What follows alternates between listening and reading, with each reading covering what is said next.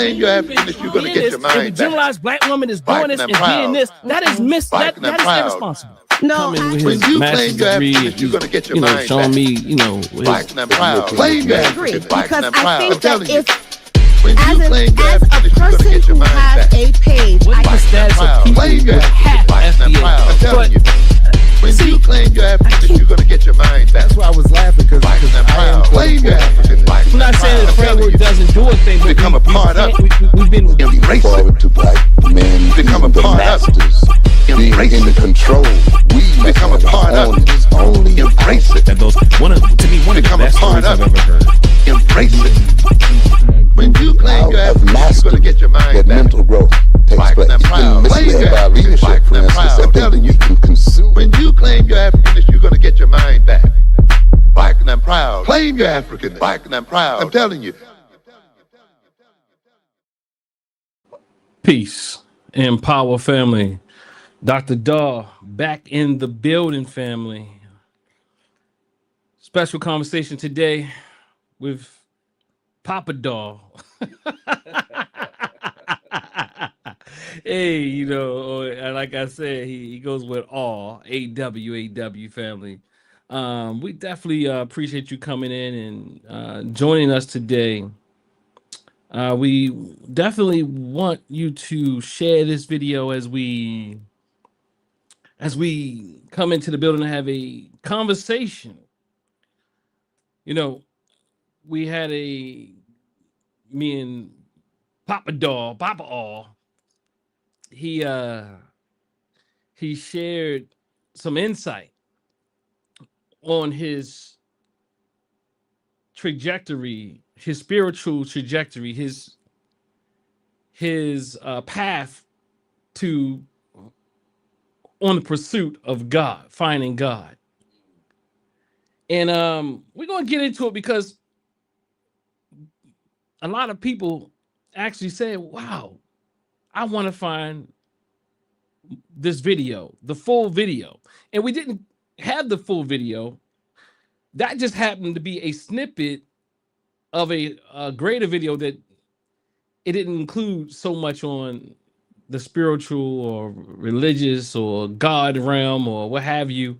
So you asked for it, and we're going to talk about it. So today's discussion is entitled from Christianity to Africanity, unpacking identity, spirituality, culture, and liberation. So family, make sure you like this video as you come in. Make sure you share this video. They said peace, Mr. Winkler. I guess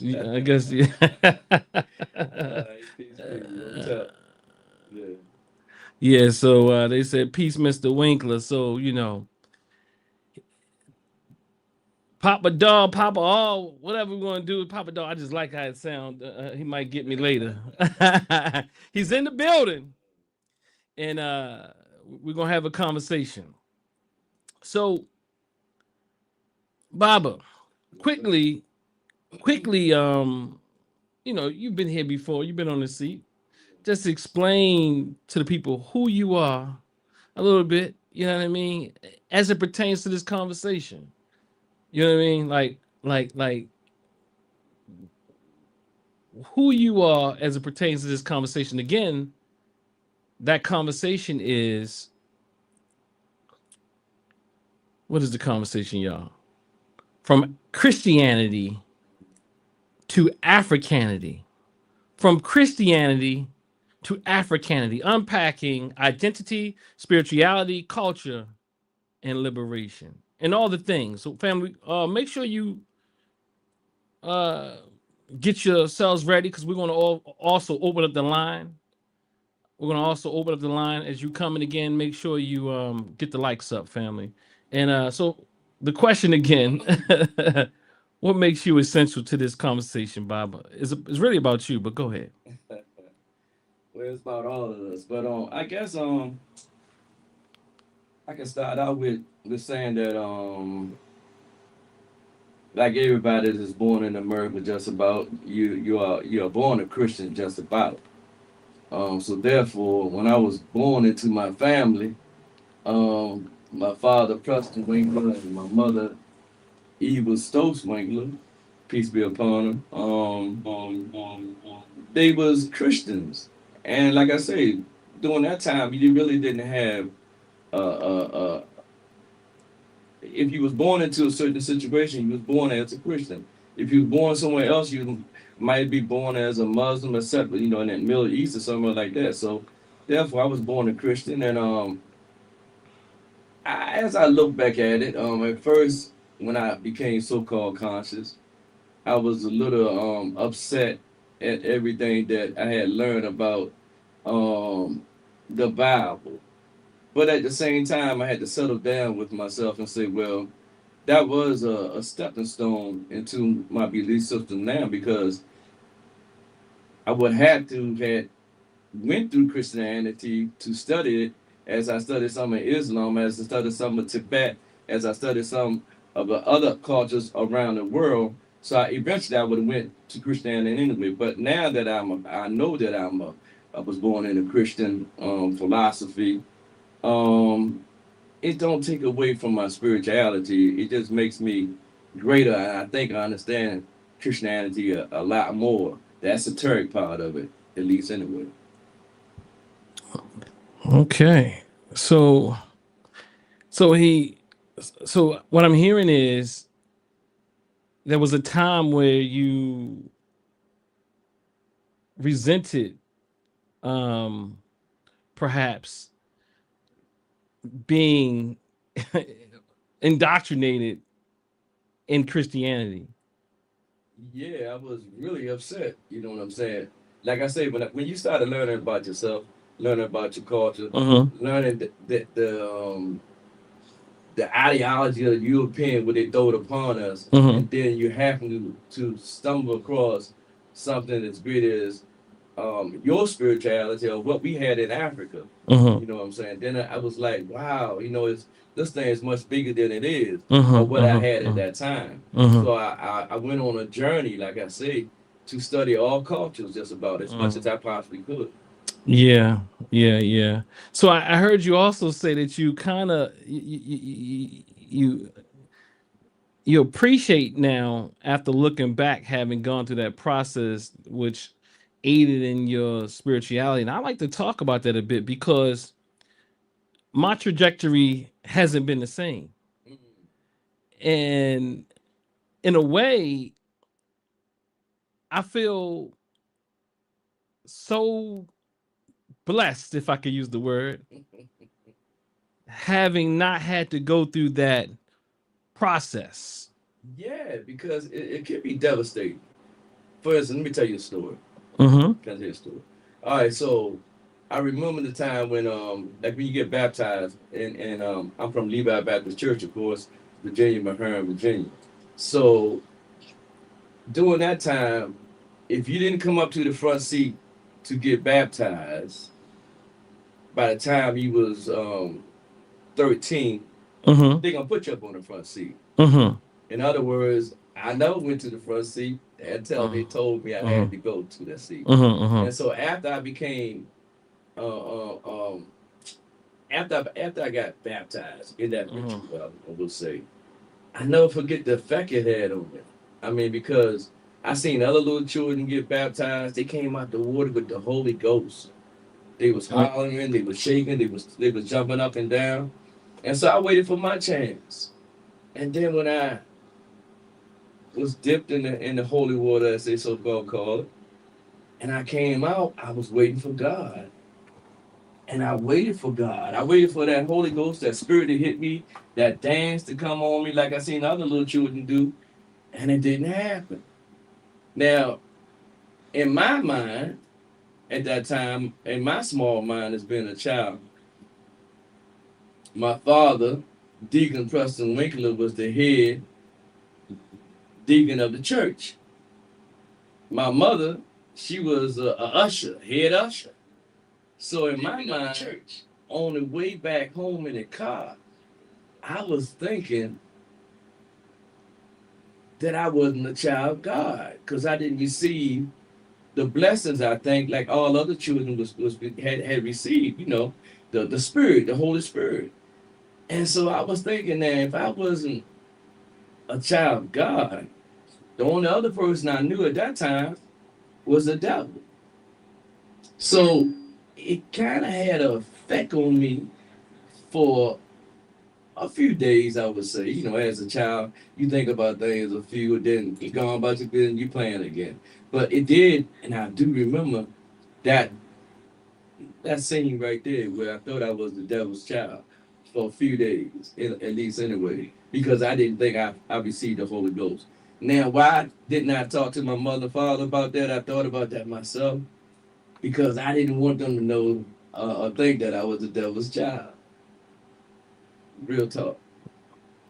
Yeah. So, family, tell me how we sound. I'm having some technical difficulty on this side, and I'm just wondering if it's really how it sound. Let me know if we sound okay. It sounds to me like we're not coming as direct as we normally do. But if it's good, could you put some ones in the chat? If it's a struggle, please let us put 2 in the chat, and I'll make sure I try to take care of it. If it's bearable, let's rock with the ones. If it's not, let's go with the 2s. And it only takes one. It only takes one. That's what they say. It only takes one.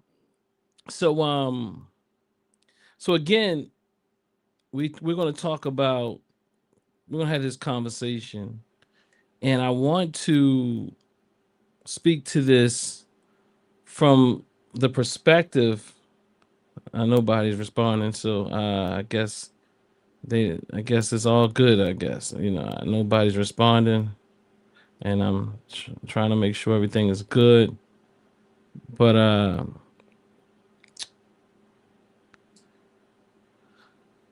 from Christianity to Africanity, if we can, I want to start off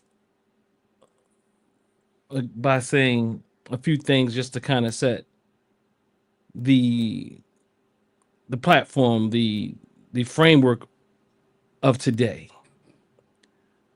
Thank y'all for responding.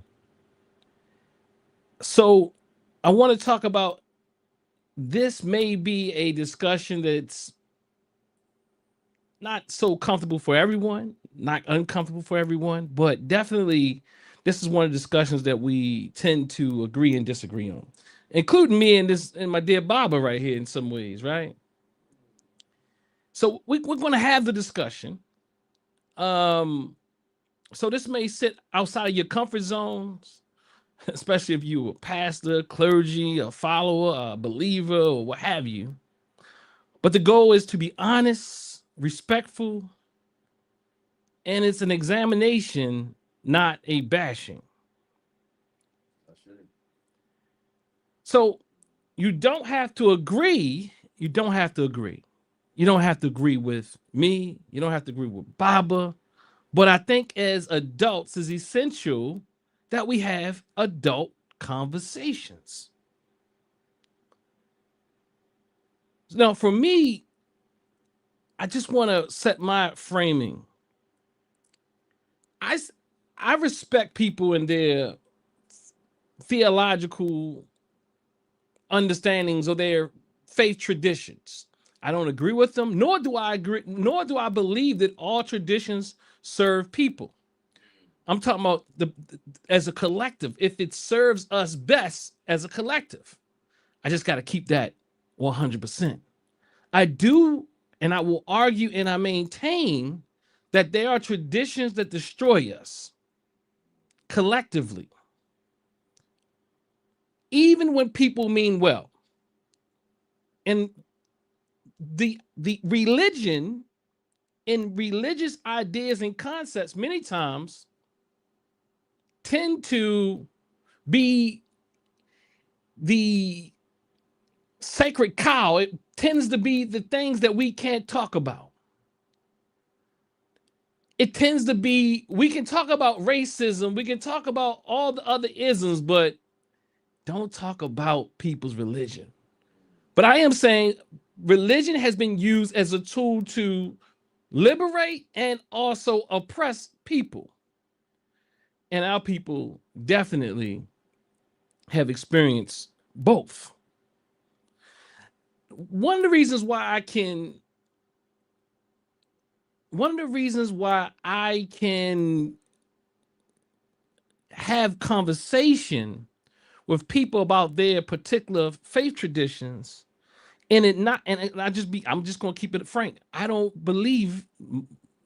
Look, I'm just gonna keep it frank, and we're gonna talk about it because this guy raised me. So that's why we said from Christianity to Africanity, and I don't believe. I'm gonna set it, and I'm gonna turn it back over to you, Bob.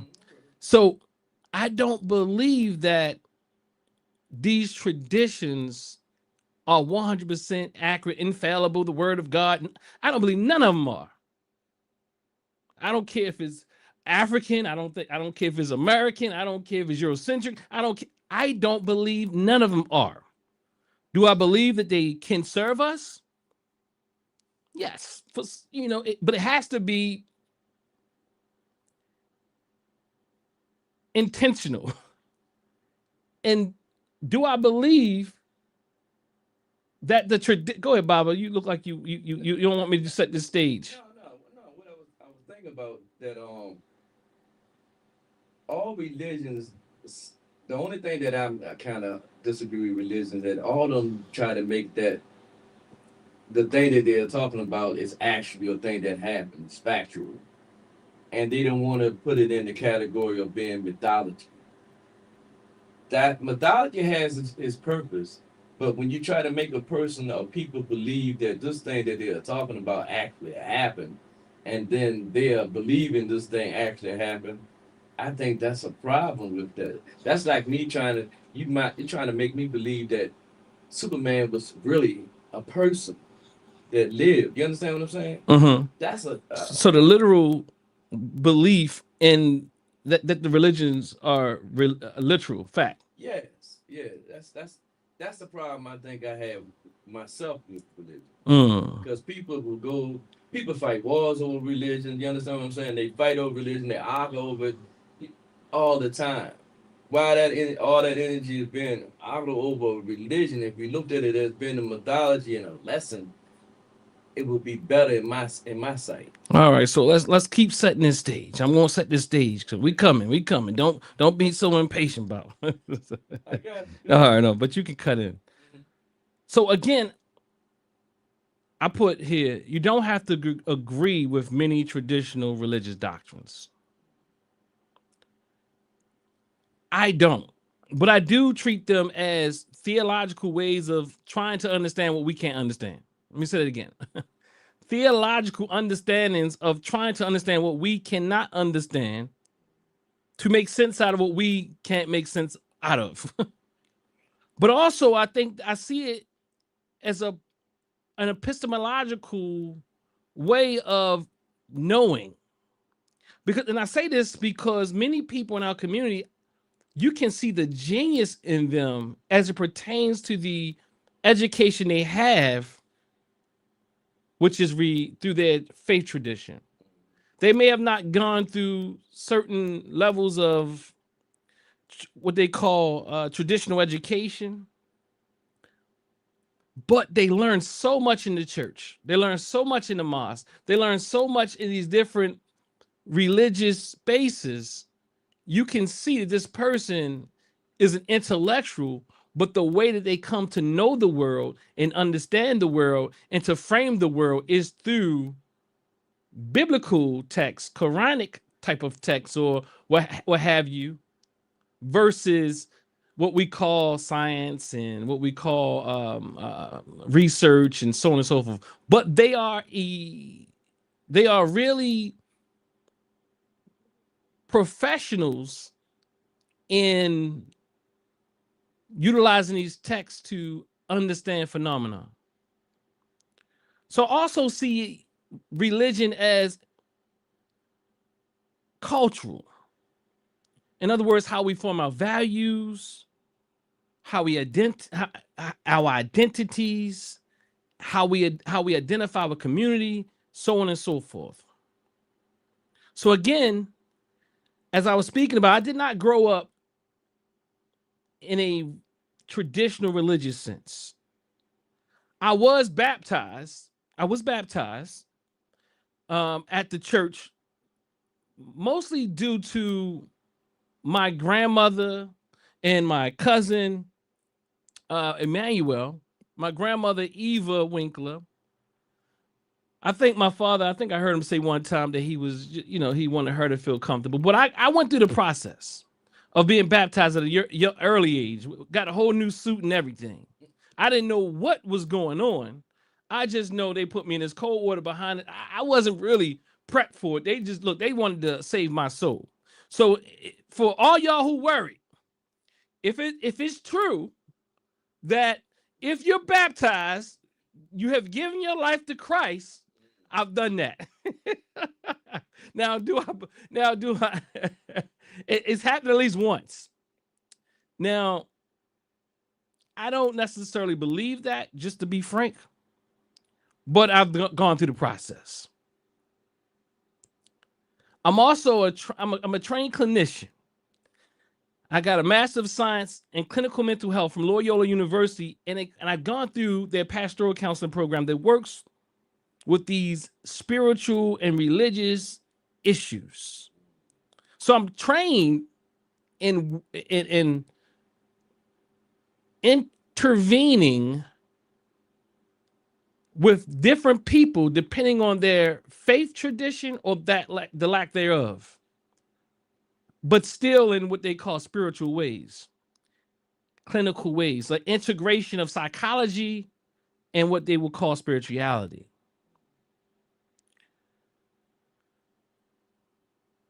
I see faith and faith traditions as a way of making meaning in the world. So what I want to do to kind of get us started, Baba, is bring up a clip of one of your favorites. and I want to bring it up because I don't know what's happening here, y'all. So I'm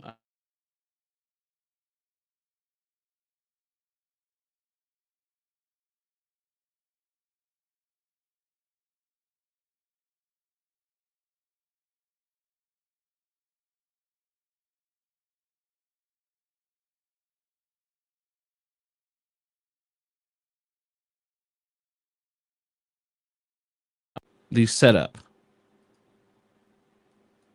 I moved the setup in the other office today. But let's go ahead and play. Let's go ahead and get this conversation grounded with our dear Baba, Elder, Dr. Ben. Oh, shit.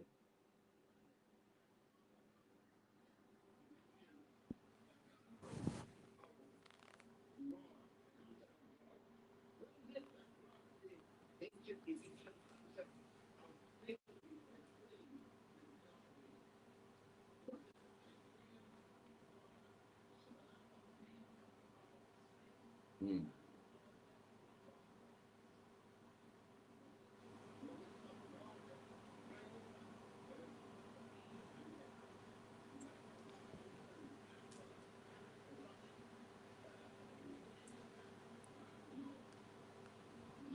No sound, no sound. Okay, hold on. Let me see what I can do here. All right, let me see what I can do here. I'm having some issues here. What is going on? Yeah, that's kind of weird. But this is what I'm gonna do. I know what I can do to cut down all of this problem. What I'm going to do, I'm gonna let it play out of the computer, and I let it play out of the computer. I'm gonna let it play on the computer, y'all. So let's go with that.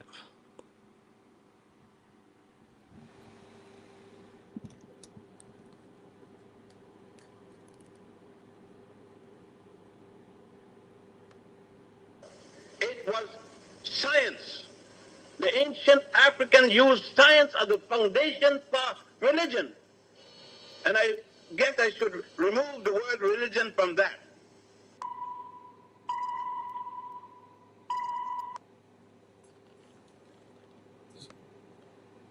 What is it that brought about the ancient Egyptian philosophy of God, the concept of God? What is it that brought the ancient Egyptian concept of theology to explain the theosophy? Was it an experience from a supernatural being coming from outer space, as most of us tend to believe with a hocus pocus? Was it some god that fly over some part of Egypt and said, "Come here," and got up on top of some hill and passed down a tablet or something? Was it any of that? No, none whatsoever. It was science. The ancient African used science as the foundation for religion. And I guess I should remove the word religion from that.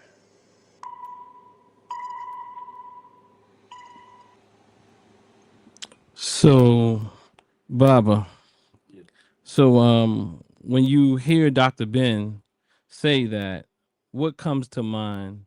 And you can bring us from you can think about that. Like, where does that sit? And you can talk about your trajectory from Christianity to let's say Africanity or and wherever else you've gone. Um, like, does that bring up anything for you? Yeah, well, Dr. Ben, peace be upon him, was one of my main reasons of being able to turn over a new leaf in spirituality, let's say. Um, because I was fighting between Christianity that my mother and father so dearly taught me, and understanding that your mother and father, they don't try to hurt you, just try to teach you something. So I was having a war because when I was studying Dr. Ben, for instance, it sounds so sweet to my ears and so reasonable. And I was feeling so good with it that I started becoming afraid of what was going on with myself. So, like the good Christian in me, I said, "Well, God, this is where I'm at. You told us to go out and study, and I have done that. But I'm lacking what I'm studying, and I want to leave Christianity in a way and start something else, which is spirituality within myself. But I had a problem of crossing over that barrel because of what I had been taught, you know. And so, like the good Christian in me, I told God, well, this is where I'm at, and I'm not going to touch anything else until I get a sign from you. And that's the truth. So for at least 2 weeks to 3 weeks, I didn't read anything. I didn't study anymore at all. But things kept coming my way, like my brother Joe Colger, peace be upon him. He had these fantastic books in his library that I had never seen before. So I started to read those books, and like I say, Dr. Ben helped me cross that because Dr. Ben made one statement. It's funny how a word can change your whole philosophy. And I'll never forget what changed me was Dr. Ben said, what makes the archbishops and bishops of the world to right to say that they have it, and the right for you to say or to go anywhere else? In other words, what makes them correct in saying they have the true belief and nobody else does? And that set with me. And I was like, right, what gives them that right? And that helped me cross over. into studying other things. I'm saying. Mm. So Dr. Ben speaks about this hocus pocus, you know, and he says something about, he says it's and you had me watching a lot of Dr. Ben when I was younger. You've actually also had me go with you to different lectures. And Dr. Ben, I can at least remember one time me going to see Dr. Ben over there. I think it was Sojourner Douglas or Dunbar in my Yeah. mind. Dogma. Dunbar. Mhm. And I've also remember you having taken us to this church was called the Temple of the Maya Temple, but it was also called the Universal African Church. Yes. And I remember profoundly how they conceptualized Jesus, how they conceptualized Jesus and the Bible, and how they connected that back to Horus at that time is what they used to call it, which we call Heru today, ancient Kemet, and all that type of thing. And I must be clear and real honest that I've never was able to look at religion the same or anything what people call spiritual.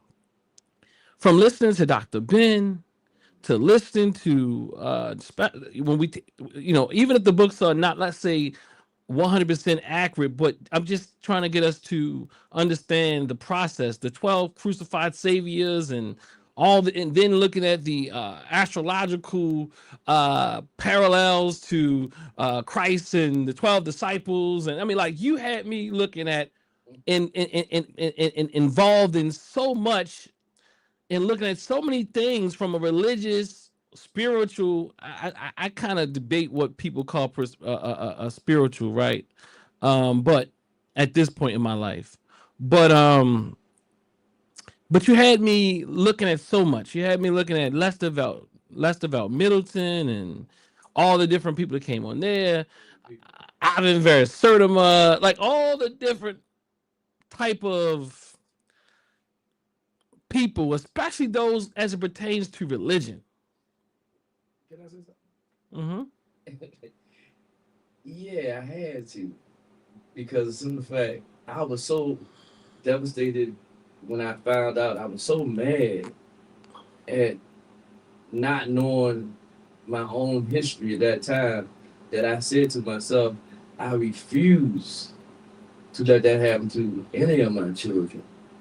So my mission was to do the opposite of my life in the beginning, is to show y'all that African had an impact on spirituality and religion and many more religions around the world. So that was my job, my duty, to show you not Christianity, but to show you the world. Mm. So with that, it it creates a different type of lens, and it creates a different type of experience. A experience quite different than those who you come in contact with. You know, it it creates an experience that is different than most, because most are being indoctrinated into some religious ideology. And I'm not saying that in a negative way. I'm just saying the indoctrination process just was different. You often say you indoctrinated me into African centered thought or what have you, or being African. and I appreciate that.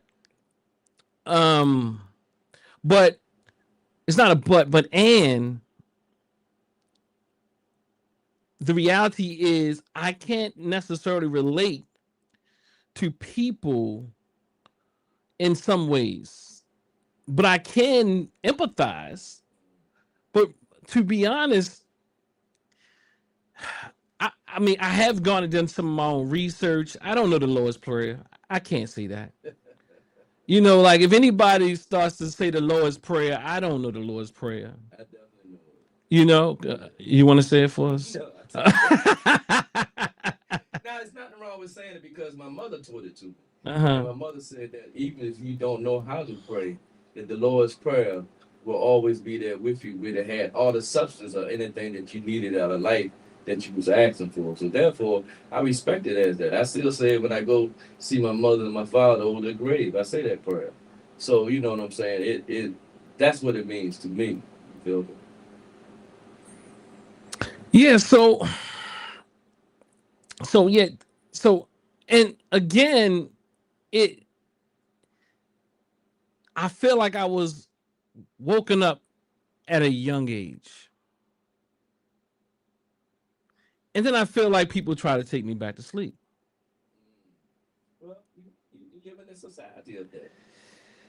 And I'm saying even like when I studied Dr. Ben and Dr. Clark and the others, they're not so mythological. But this is what you taught me. Now, this is what you introduced me to. But then at times I feel like people want me not to use my own minds and faculty. And in fact, utilizing your faculty or your faculties at times then becomes somewhat seen as non-spiritual. You know, and interestingly enough, when I think about it, I talk about the story when the lady told me I was going to hell. I remember that. But she didn't say I was going to hell because she didn't love me. She was telling me if I did not if I did not profess in Christ, that I was going to go to hell. And I thought it was the wildest thing I ever heard in my life. Because I was literally driving her almost 200 miles to help her with something, to help her build a business. But it was also to Richmond, Virginia. I don't know how long that is. That's about, what, 200 miles? But I thought it was the wildest thing ever. And what also made it equally or more wild is that she was an African sister. So now I'm brought up in this African-centered thought, this Africanity, all of this type of thing. And the very person that I'm driving with, named Ronky, piece of pie, told me I'm going to hell if I don't profess or if I don't believe that Jesus Christ died for my sins and will rise again or something like that.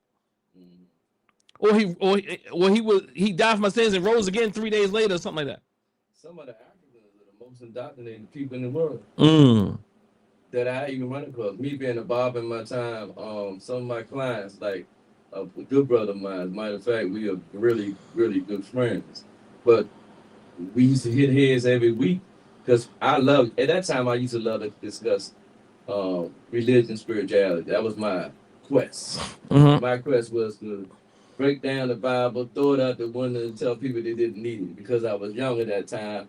And like I say, you know, I had found something new, just like when you find something new and you think you have been saved from a certain degree, you want to help your people understand that. So I was trying to spread it all around, just like Christianity. On the other hand, you know what I'm saying? I was like, you know, telling all my people, look, man, this is where it is. You know, Jesus Christ don't mean what exactly it means. You know what I'm saying? It means the Son, the S-U-N, not the S-O-N, etc. Stuff like that.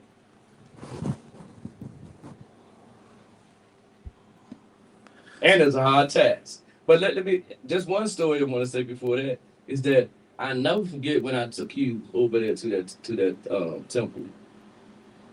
ladies and gentlemen, he like just broke my ribs because he kept hitting me like this and poking me and saying, "Daddy," he said the same thing you were saying. So, you remember that, son? No. No, right? He like to broke my rib cage, "Daddy, Daddy, Daddy." They said the same thing that you were saying. So, that was my job. And that was my duty to have him say exactly that. Not say exactly that, but it taught me that he was listening. Yeah. So where I so what took place is in my trajectory is after that I wanted to be more acutely aware of what this thing is called consciousness or the conscious community, African centered thought, or how am I supposed to see this and not be sideswept or be able to support my views when it comes to Christian brothers and sisters.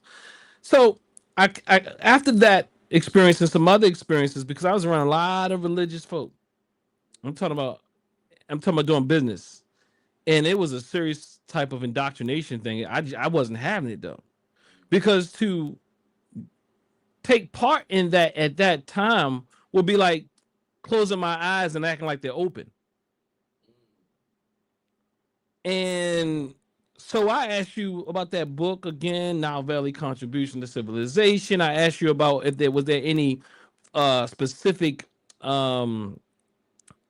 institution quite like the Maya Temple or what have you. And then you told me, well, you were incorrect, but you thought that Dr. Ray Hagen's had a temple, a church or temple in D.C. He did have a study group down there, though. I think you thought he was down there, Yeah. right? So, but he was in St. Louis at that time. So, what I did was I sought him out, found him, started listening to WBLR radio, and I started listening to him a lot, just trying to get sharper. I started reading more, Now Valley Contribution to Civilization, so on and so forth. I started doing all those things. And in fact, I became a minister of the African Village and Cultural Center. And that's kind of like how TNAT Holistic Wellness Center, as the ministry evolved from the African Village and Cultural Center and all those type of things. But what I realized, though, is that what people have identified as spiritual in our community, I just disagree with it. I disagree with the idea that spirituality is this hocus pocus concept. See, again, my training is from Dr. Ben via you. My training is from people like Dr. Clark via you. Then, of course, I got some from Dr. Ray Hagens and all these different figures, Ashra Kwesi, and all these different figures who look that we talk about spirituality, but I don't really see this ritualistic, this exoterical, mythological. Well, let's admit the myth is there, but it's not to be taken literally, and that's how I was taught. The myth is there, but it was not to be taken literally. But this esoteric, this occult science, this, what is that term I'm looking for right now? The I think I'm saying, well, the esotericism, or what's the word I'm really looking for? Metaphysics. This metaphysical understanding just, okay, let me say this. I think metaphysics is fun. I just don't believe in it. I think it's fun. I mean, I've listened to the Aline Bays. I did go through that process. I listened to the Reverend Phil Valentines. I listened to the Dr. Aline Bays and all these different people who I don't agree with today, but I thought it was funny. I thought it was interesting. The 33 chakras in your back, and the 33 in God, Christ, and Christ consciousness, and all this type of thing. I mean, on one level, I find that can be very beneficial in just a way of helping you see things that just isn't, but you know, I don't know, it just can open up some other type of thought. Now, the problem is I always question the stuff still. I just because you said something, I just can't believe it. And I haven't had these experiences, and you know, I've always been psychological. These experiences that people say they have, which it doesn't make logical sense to me. That one can believe. Okay, let me tell you that. It doesn't make sense to me that one leaves Christianity and go to Phil Valentine. It doesn't make sense to me that one goes from Christianity and goes to Brother Panic or Billy Carson, or you leave Christianity and you go to Delbert Blair. Like, I go from believing this guy walked on water, and now I said that's not real. The guy did not walk on water. Then I go to this person who tells me there's giants under the earth. They're the North Poles, and there's portals in here, and there's these things, and I'm wondering, like, if you have all this knowledge and all this information, what are we doing with it? So now this is my struggle as I've evolved, and it's still my struggle just to believe. I don't believe in that stuff, and people tend to believe that's what is spiritual is something mystical. Something out there, not anything in here. Well, they'll say is in here, but they still have to have a thing. So to me, and I don't want to me, it becomes very interesting that you will say that the mothership don't exist, that one would say that the mothership doesn't exist, but then they believe in giants under the earth, or they believe in look, now this is where we debate astroplaning, and like, okay, then I have to ask the question, what is that doing? I mean, I'm not saying that people can't put themselves in altered states of consciousness. I just don't think that people genuinely, well, let me say this. I think people give meaning to things that just isn't what's happening. Your mind can take you anywhere you want to go. So just if you believed in Christ, you can also believe in giants under the earth. You can believe that in FBA. You can believe in that, like the brother told me a few weeks ago, that Tariq Nasheed is sent by God to bring us this term. And so that's where I think I begin to look at how religion doesn't work for us, because it to some degree, religion and what people call spiritual traditions many times thwarts our ability to have a clear analysis. Go ahead, I'm talking a lot. So I guess those can be used as I guess stepping stones if you can get out of it, get out of the way. You understand what I'm saying? It's a beautiful thing. But people ask me all the time, so what do you believe in then? And I say I believe, and I would point at a tree, I would point at anything else. I would say whatever makes that tree grow, whatever makes the rain fall, whatever makes earthquakes, whatever makes the water, whatever made this world, that's what I believe in, but I don't give it a name because it doesn't have a name. And I would say, anybody say that the universal mother father came down and told them a name, I would say that they're delusional. And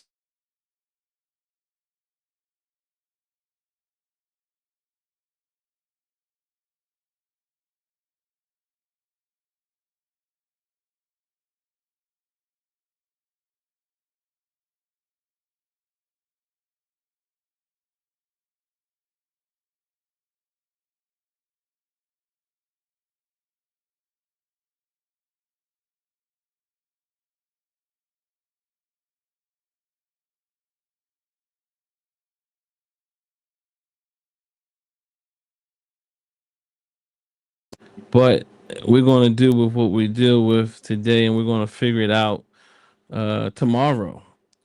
So, all right, family, can y'all hear us? Can y'all hear us? Can you hear us now? Okay, I think you said you couldn't hear us, but I'm assuming that it's back on. Um, so how do I ask you a question? So Africanity. Oh, I know what to do. I know what to do. I know exactly what to do. I know what to do. Um, you said this, and this is what actually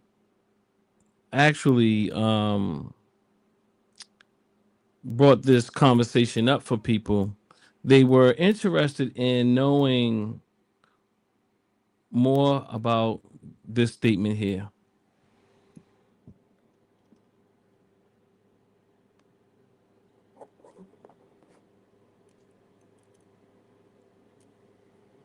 All right. Well, that's okay. All right. Now this is getting rough, y'all. This is getting rough. Um, I'm going to try again. What's going on with my sound out here? All right. Internal speakers.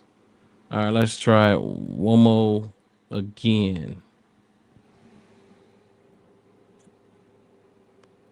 God. So I started to read the simple fact is when I was on my journey of looking for God, that's what I said.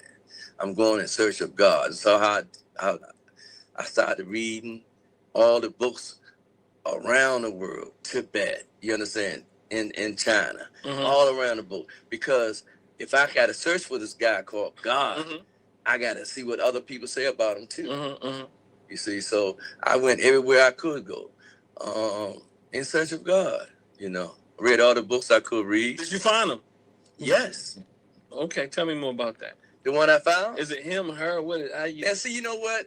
I would never call God a he or her because let's do this. You asked me that I found. Let me go back to that. Yeah, I found God in every religion I went to because if they believed in him, they had their God. So I found their God, not the God. Yeah. So, they're getting busy in the chat room. So, so you say a God, not the God? I found their God. Their God. In each belief system, they have a God. Okay. And what did you find? Their God. So It didn't become mine. Did you find yours? Yes, but I don't deal with the word God, what I call mine. What do you call yours? The best I can come up with is the universal mother and father. So people want to know more about that. What is this God that you found? And I call it universal mother and father. Yeah. What is that? Some of them, like say for instance, Kemet, they say the universe is all mind. Meaning that it's conscious and it's think, you know. And so when I say the universal mother, father, I'm talking about the energy and the power which sustain us, which makes us live every day, which makes the grass grow, which makes the sun come up and, you know, have its path every day. Looking at nature itself. If you look at nature deep enough and understanding it and let's say how amazing it is to, let's say, just the way it happens, just the way everything happens. How, if you look at a wasp, you look at a bee, you look at animals and things that they do, it's amazing. They say they don't have a concept, they don't have this and that, but animals are some of the beautiful things on the earth. And they are educated by whom? You said they're educated by whom? Yeah, you see what I'm saying? So it's a chip there. It's something there that makes everything has a balance. An ant has a colony. An ant has a amazing construction. Mm-hmm. They work all together. You know what I'm saying? Mm-hmm. So what is this big thing about what's doing that? Mm. You know, how did we come upon all of this? That's a question of a question, you know, but and it's a mystery within itself. So what do you think it is?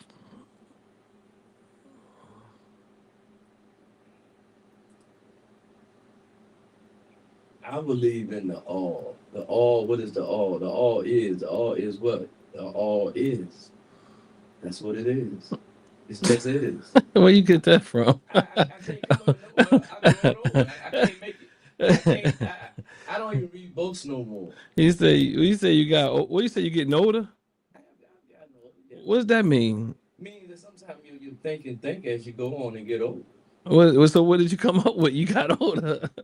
It's less it's more abstract now. Is that what you're saying? Yeah, I mean because it's not an answer there.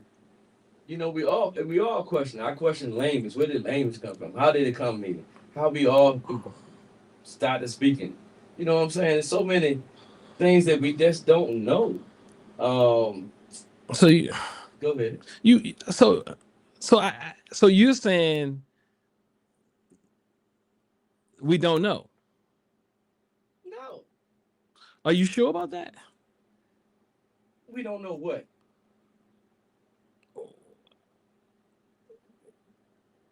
I think we both stuck here. What is this? Okay, so what don't we know? It's what is responsible for all of what you spoke about. I asked this question when I was 6 years old, and to myself, how did I get here? Why am I here? If I wasn't here, where would I be? That was a question I asked myself when I was 6.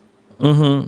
And it rolled around my mind so much that I had to stop it because as a child, I was like, wow, I want to have my mother. Oh, wow, I want to have my brother and sister. It's like I would never know them, you know? So it kind of, it was too much for me to ask during that time. I would say, you know. It was too much? Yeah, because I thought about it a lot. Really, a lot. I looked out. This is how I first came about. I'm from the country, so I'm looking out my window, and I see the grass. And I'm an artist, so I'm looking at things differently. I see the grass, then I seen the farmland was corn during that time, maybe wheat or something like that we had grew. Then I seen the highway, then I seen the forest of pines, and then from there I seen the sky, all connected. And I was like, wow, this is just so beautiful. You know, it's a beautiful world that we are in. And I was like, wow, if I wasn't here, where would I be? At 6? Yes. See, nah, 6. I'm trying to think of the house. At least 8. 8 years old? Yes. And you wanted to know what? That question, I guess everybody want to know. Why are we here? Why did we get here? If I wasn't here, where would I be? The energies of that, but I couldn't answer that. Have you figured it out yet?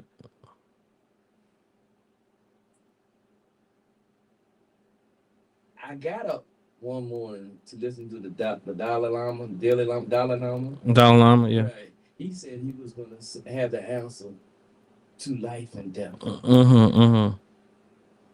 I made sure I got up because I wanted to hear this. I said, a man of his, status. I said, he really know because, like I said, I studied all in Tibet. I studied all,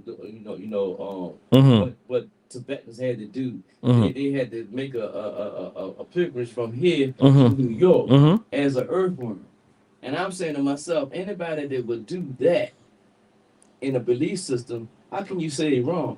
You know what I'm saying? So I was saying this man got some knowledge. He gonna pull out. They had to make a pilgrimage from here to Tibet to New York as an earthworm. No, check.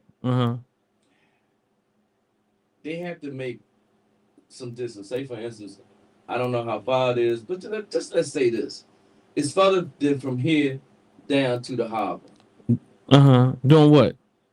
Like an earthworm. In other words, they praise their hands up, both hands up. They touch the feet, Mm-hmm. then they lay flat on the Mm-hmm. ground. Mm-hmm. Then they get back up again and continue to do that. Hold up. Literally? Yes. From where to where? Wherever they had to go to. They have a place that they had to Oh, go. you're saying they physically are doing this? Yes. Okay. And so, I've said to myself, anybody can put themselves through that. mm-hmm. How can I tell them that they're wrong? Okay. You know what I'm saying? I'm not saying they're right. Yeah. So what did you get? What did I get from that? What did you get? What did you get from that 6 o'clock in the morning? Like I said earlier, everybody have a belief system. Mm-hmm. Mm-hmm. And that belief system, they really truly believe in it. Mm-hmm. So that is where they find their God. Truthfully, they really believe that this is their God.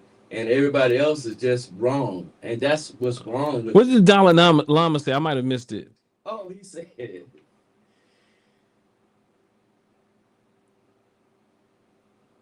he said, we all fear the unknown. Yes, that's what I waited for. So we all fear the unknown. Yes. Mm-hmm. I Mm-hmm. waited for that. And I'm like, that. Excuse me. I said, what? This is it? To some degree, I can get with that. Yeah, me too.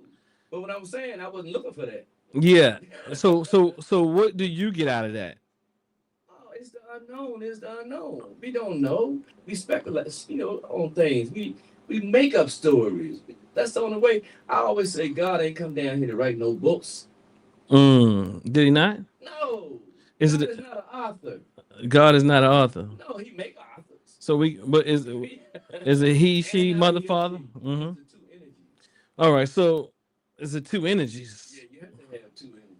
The whole world consists of two energies. Mm-hmm. Yeah, the negative and the positive, the yin and the yang, whichever way you What about the neutral?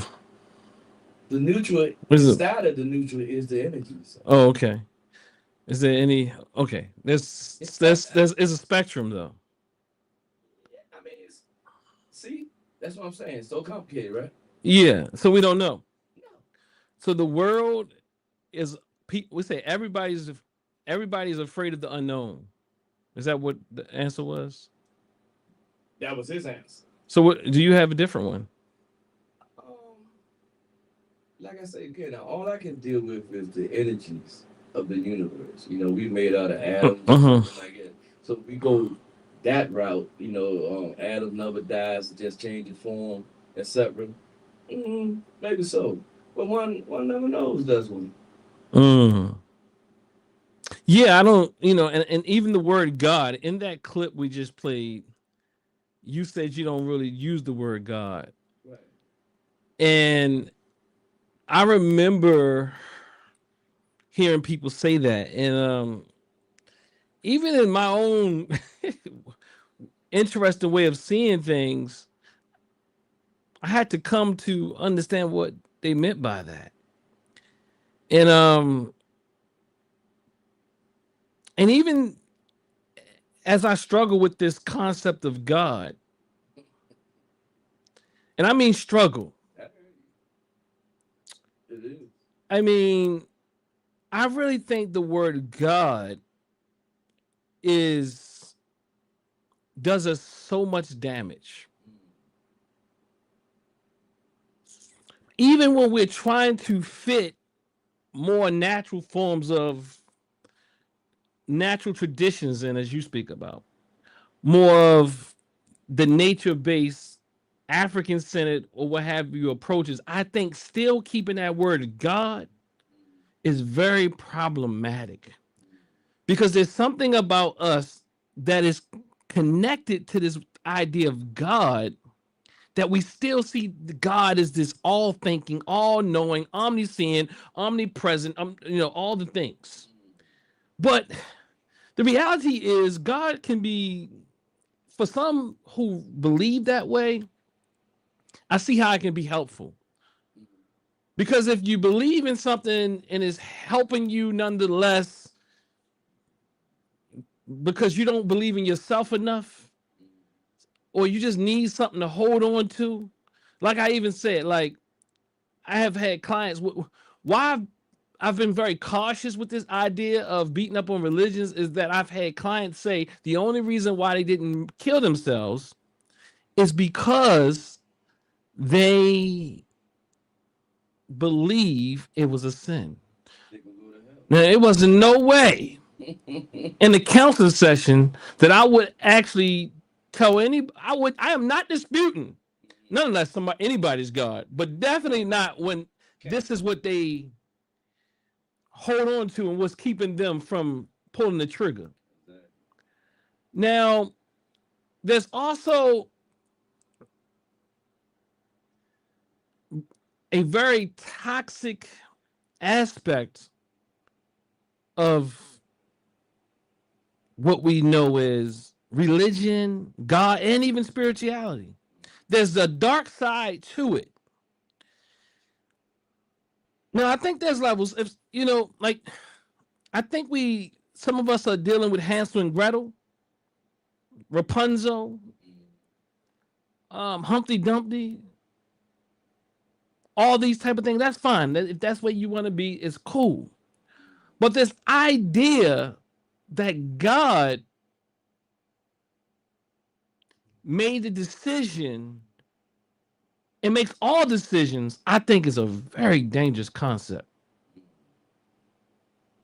Because somewhere in your mind, when you think of God making all decisions, when like people would, it thwarts our thinking and our ability to reason, even to appreciate nature. Because God is greater than nature, it's supernatural. God is a supernatural concept. And because God is a supernatural concept, it removes you from what is natural. It has you looking at things in ways that just aren't consistent with reality. And reality at that point never becomes spiritual enough. And I find us leaving one tradition, going to other traditions, and we never are satisfied with what is, because it's kind of like a high we're looking for. We don't want to deal with what is ordinary, because ordinary is just, it's not enough. It's not a high. It's not a fix. It doesn't allow me. It's boring. It's boring. But it also, and it's okay. I don't have a problem with people believing all types of stuff. But when it starts to disturb you, that's when it becomes an issue. It's like when you think that God took my baby from me because I did something wrong, or God took my mother too early, or like it takes you out of order with nature. That your mother, your father, your cousins, why did you take them, God? I'm not saying everybody's to that extreme, but I'm saying that there are people that go to that extreme.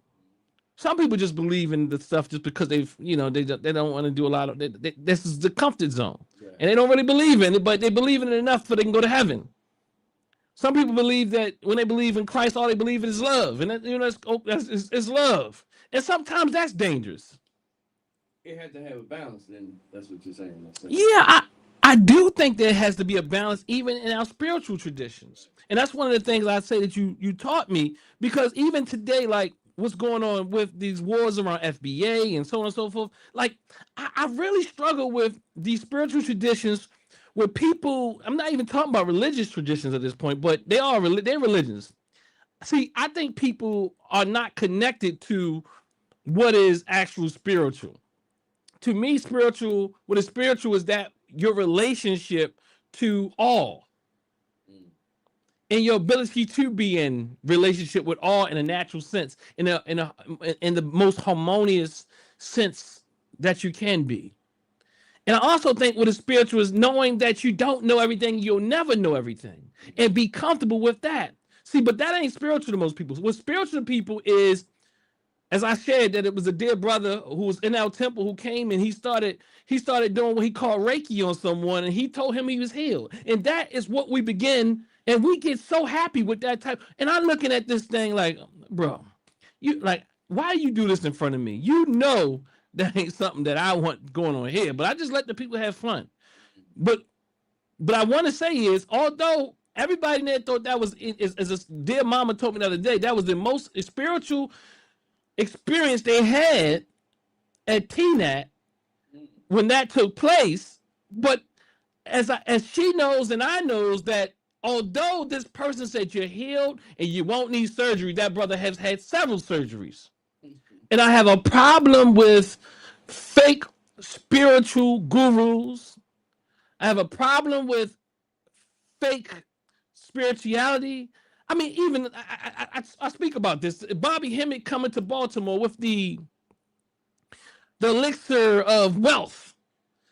And he put it on a string, and I saw all my people lined around the building getting this damn thing. You know what I did? I walked the other way. Because Bobby was the only one who wealth enhanced as a result of that elixir. Because look, all the people I saw on that line, I ain't seen none of them doing nothing different. Economically, you know, on the economic sense. I mean, the line was long, and this is an African-centered spaces. But again, I want to take it back. See, I was trained by Dr. Ben and all these people who Dr. Ben would say, that is rubbish. That is foolishness. But then when you got people to come in like Phil Valentine and Bobby Hemmett and Delbert Blair and all the fun people. And I know my father liked a little fun too, but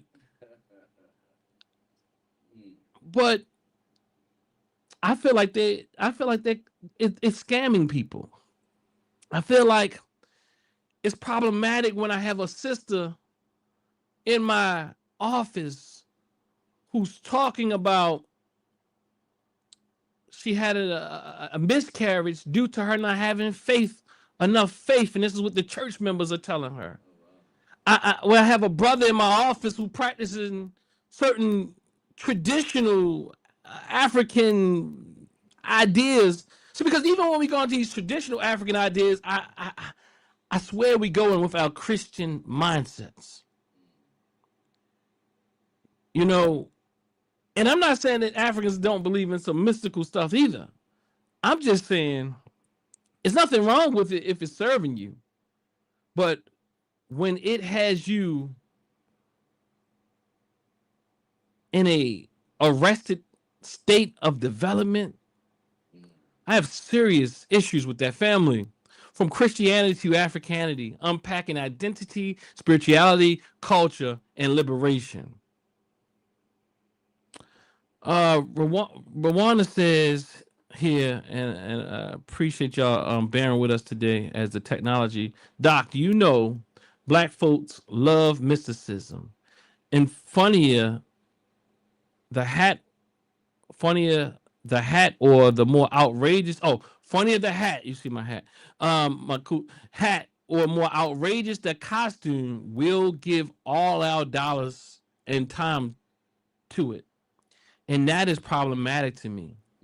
Because I got real frustrated with the conscious community for years. But I've learned to appreciate the conscious community again. And the frustration came from, if you calling yourself conscious, why are we acting so dumb? Why are we so spellbound? And why we believe in everything? Like, what I'm saying is, I don't have a problem with someone going and practicing let's say you practice E5. But now you practicing E5, you're doing tarot cards, you're doing Reiki, you're doing all the things. You're doing this, you're doing all, you're sitting with psychics, you're sitting with psychics, you're doing all these different things because going back to what you said about the Dalai Lama, I agree that people are uncomfortable with uncertainty.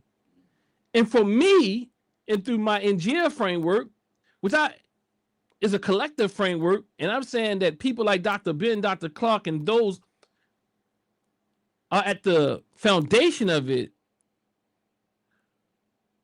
would argue, and I think I lost my point here, would argue that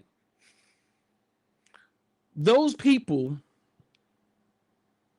who are practicing all these different types of spirituality or religious ideas are out of order. You mixing everything. You're not becoming a master at no thing.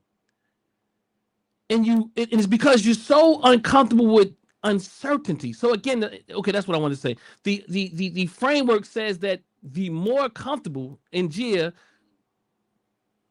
the framework that I've created as a collective work of the people I've been introduced to over my life and the people I've come into contact over my life would say uncertainty. So in Gia would say the more you become comfortable with not knowing, that is a developmental process, which is in accord with developing spiritually. What I would call spiritually would also be the relationships you are able to have with your brother, your sister, your uncle, your grandmother. And it does, like, see, a lot of these Christian concepts and Western concepts, people say things like, it doesn't matter. People on this earth don't matter. It's about their connection and relationship with the Most High. And this is and things like that. Like, so they utilize this Western concept of God as a substitute for intimate romantic relationships, for friendships, for all types of things. Go ahead, you about to say something? No, I'm listening. You listening? Yeah. Okay, you look like you had something, and I probably let it go. Yeah. So, I mean, it's like this. It's like these people that you just now mentioned are using that weapon that Christianity used on the people in the beginning because they know that we are vulnerable for to have some type of belief in something.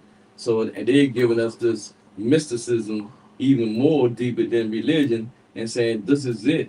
You know what I'm saying? The rocks, all the other stuff. And I'm saying that don't work. I'm not saying it work, but I'm just saying they're giving you a lot of things. And like somebody said on there, the more you look like it, the all the stuff and everything on, you become a greater guru. Yeah, you become a greater. I think somebody called me a guru one day, and I said, no, I'm not. I won't take that. No. Yeah, because I had to live for myself. And I think my belief system is this now. I am that one that allow everybody else to be whatever they want to be without questioning them. I'm not going to try to tell them that they are wrong. I've been in that role also. Right. So that's where I'm at now. Yeah. But I appreciate the other you too. And I had to grow to appreciate. Wait a minute. That's the other me. Well, I don't think I was ever as radical as you. Well, I tell you, and this is why. Yeah. You just answered. Yeah. You because I was hurt. Right. You see, I was hurt by finding out that the stuff that I had learned, the stuff that I did believe in, wasn't for saved. Yeah. So I was hurt. Right. You didn't have that opportunity of getting hurt. I didn't not allow you to, but I didn't allow you to believe in that. I showed you things, but I never said that this is it. So that's the, like I say, I was hurt. Yeah, that hurt and pain is real. That hurt and pain is real because it's almost like everything you think you know about what you know as it pertains to reality has been shaken. Right. So we'll take Jesus and say, okay, he's black. Okay. Now we're making him black and real. You see what I'm saying? Yeah. Can I make it better? Now, you remember Christmas at our house. You remember the little angel we had on our tree? It was black. Mm-hmm. I polished with polish, you remember? Mm-hmm. You see what I'm saying? And I was doing that because my wife was gonna have not a Christmas because she loved the children. And there's nothing wrong with that. I had people in my family, let's say, that had put the people away, in other words, in the ground, knowing that the people was not a Christian. And they say, no, I'm gonna give him a Christian funeral. Now that's love. It's love because the mother love of saying, I want my child to go to heaven to have this type of going home ceremony. You see what I'm saying? And I had to look at that because I got upset myself. I was like, he was not like that. You know what I'm saying? And he wouldn't even appreciate that. But then I had to get in my own little world and said, and looked at her and looked at my sister Passion. And she was hurt. Her son was gone. So it was her duty to do her right thing. And in her mind, the right thing was giving him a Christian religion. I mean, going. Yeah, and I think and just to be clear, and we can't love, and like the belief system and the idea that I want my son to go to heaven is strong. So I would only imagine that a person would do that, right? We'd be doing a lot of lying at funerals, though. They. What Dr. Ben say? If he was no damn good when he was living, he no damn good when he dead.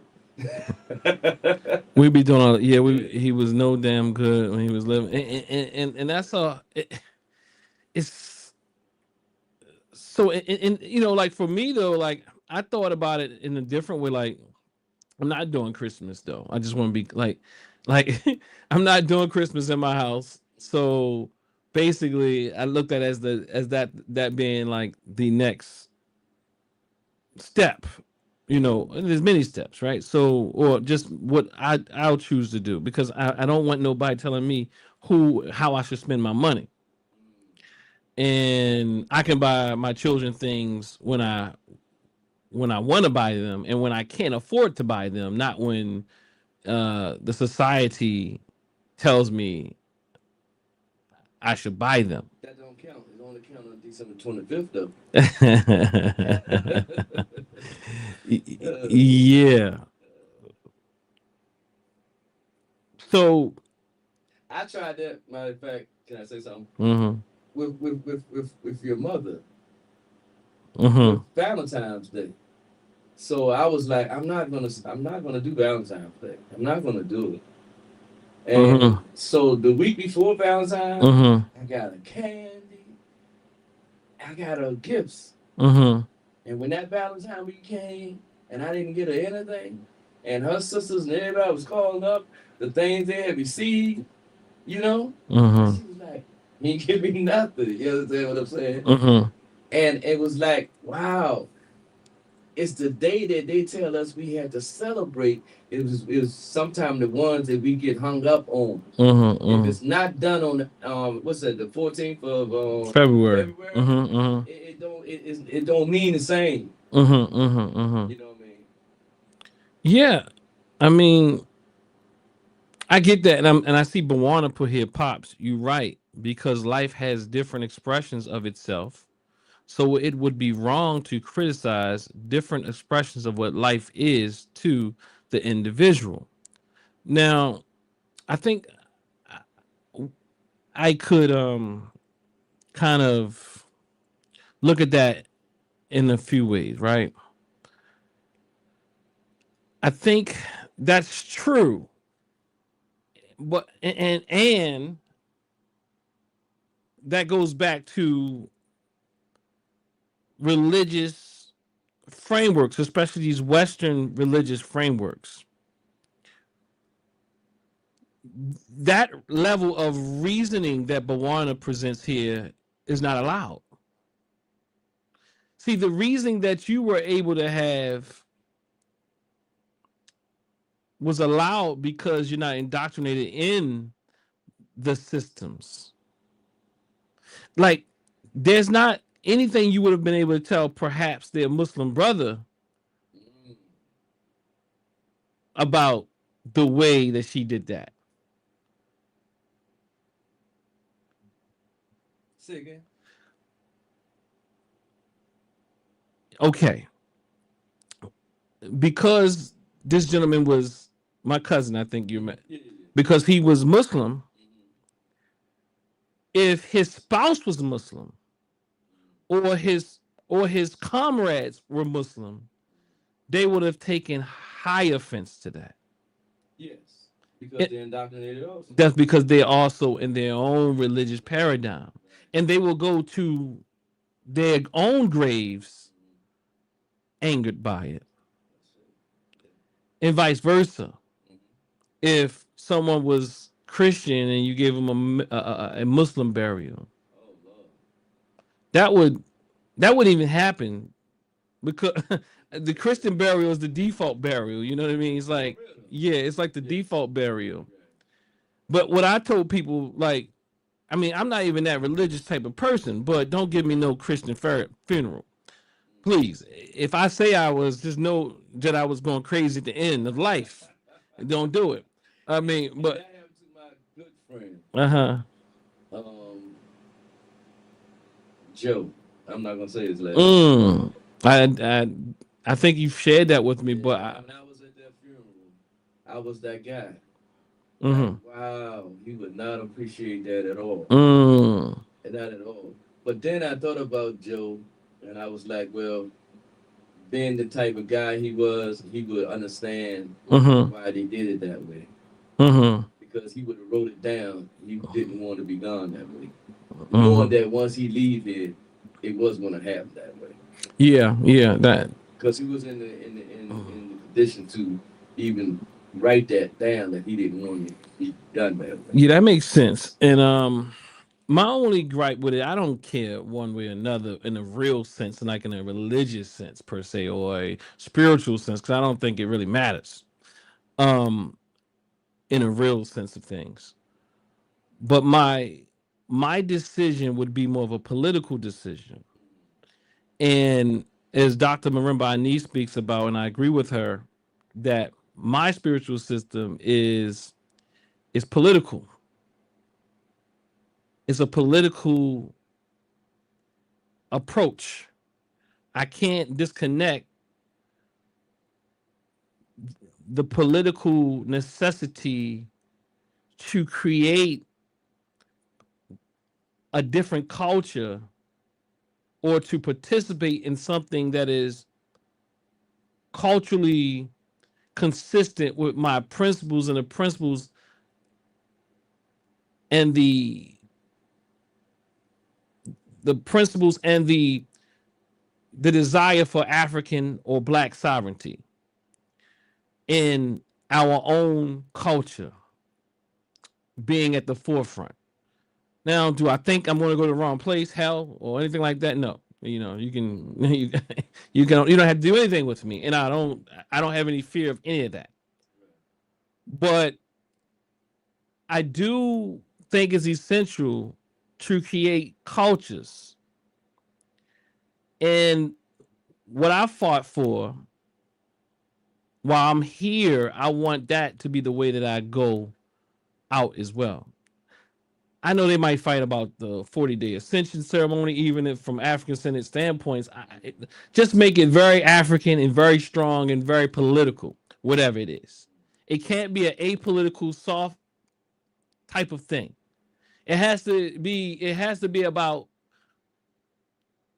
liberating us in the continued process of why it's essential to liberate our people.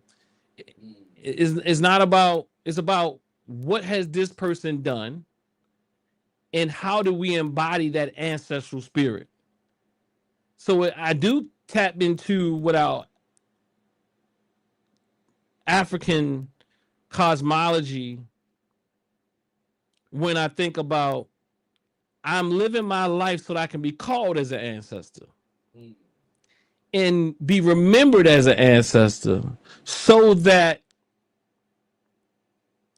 someone else can call my name in libation, not just to call the name, but to embody that spirit as I embody the spirit of one like a Dr. Amos Wilson or Asa G. Hilliard or Dr. Francis Cress Wells. So as Dr. Marimba Ani speaks about, she speaks about, what's the term? Ancestral communion. And I would argue that I'm in communion with my ancestors. And I'm not a spooky guy. And I'm not saying anything spooky. What I am saying is by studying their works, I'm in communion with them. By reading up on them, by carrying out what they laid forth, is in communion with my ancestors. I'm not saying, like, some people, you can talk to them and do all that, and I will talk to them. I'm just saying, with me, I'm saying that I feel the presence of my ancestors when I study them, and more so when I engage with the works and ways that they did or they wanted us to. And you can bring, you can give me all, but another thing, because I'm a person that like to be natural, I would like to go back to the earth in a natural sense. I would like to not have a metal casket that's not rottable. You can put me in a casket, but the casket, my preference would be that the casket also goes back to the earth and it decomposes. Now, I'm sorry to say all this, family, but it's on film. It's at 360 degree. Is that 360 degree? Say more. Going back to the earth. They say you come from the earth or wherever between the moon. You saying that naturally you're gonna decompose. It's a tree fall in the forest. The tree naturally goes back to the earth. Day by day by day. And then you notice that tree is no longer there. It's a new path. Mm-hmm. That tree went back into the earth. Mm-hmm. Just think about all the trees that fall in the forest. Mm-hmm. If they stayed on top, what would we have? Mm-hmm. You see what I'm saying? So they become fertilizer. Fertilizer. Yeah, that's me, my country. So I'm going to. So yeah, I appreciate that. And so yeah, I mean, you taught me that. How trees go back to the earth. I really think nature is essential. And I would argue that we have to be closer to what is natural. And what is natural will bring about harmony. And I don't agree with this. I don't believe in this world in this Eastern sense that everybody, at some day, we're going to pray enough, meditate enough, light incense enough that everybody's going to be harmoniously together and everyone's going to love and there's not going to be any violence and all this thing, because it cannot be. Mm-hmm. Everything has a duality. Mm-hmm. Mm-hmm. So you must have duality. The yin and the yang, it must be. And I know y'all, I'm saying yin yang. Y'all want me to say yin yang, but that's not correct. But anyway. He says that correct, y'all. He gonna hold y'all accountable. So, we got a FBA person in here, sounds like, the guy with the funny hat. Now, interestingly enough, getting back, like I used to struggle with wearing certain things because I don't want to be mistaken as no person out here trying to spiritually appeal to people's trauma. I'm going to call it religious trauma, because we see people with certain clothes and, as someone said earlier, in certain types of bandanas and certain types of hats and clothes and all these different things, and we believe they are that guru that you spoke to. And if you are an abusive person, you could take advantage of them. Because a lot of our people, I'll say, I'm not going to be 100% trying to be so scientifically and statistically accurate or not accurate today, but I'm speaking about our people because that's what I'm speaking about. Our people are attracted to things that look like they give people special powers. And we will buy these things. And so people know that we have certain taste buds. And because we have certain taste buds, they will play on us with certain clothes, certain language.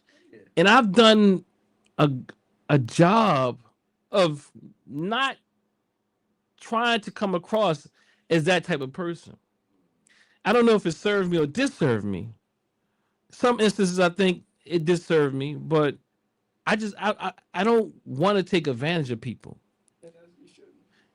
I was a Muslim one time. You was a Muslim one time? Yeah, I wasn't pretending to be a Muslim, but they taught. And when we went to Egypt, the brother over there, Assalamu alaikum, alhamdulillah, rahmatullahi, and I was like, yeah, but it served my purpose when I was there. I didn't tell him I wasn't a Muslim. They said, just American black Muslim, American black Muslim. He gave me 3 bottles of water, but he wouldn't give y'all but 2. He looked out for me. You understand what I'm saying? I had a guy with a gun on. Another guy was talking to me. Before I know, he had ran the guy off. So it served my purpose at that time to become what they say I was, even though I didn't say it. Yeah. It serves your purpose. It served your purpose to do what? At that time, when I was and we was in Kemet, Egypt. You see what I'm saying? I didn't say I was a Muslim. They did. The Muslim brothers and everybody there. You see what I'm saying? But I got a little extra water, a little extra care, and everything during that time. Extra protection even. Yeah. Like I say, a brother was talking to me. He said, I know this brother came over with that gun and told the brother go here about his business. You know what I'm saying? So, you know, as they say, when in Kemet, I guess Kemetan. You know, they say wrong. Right. So I think though the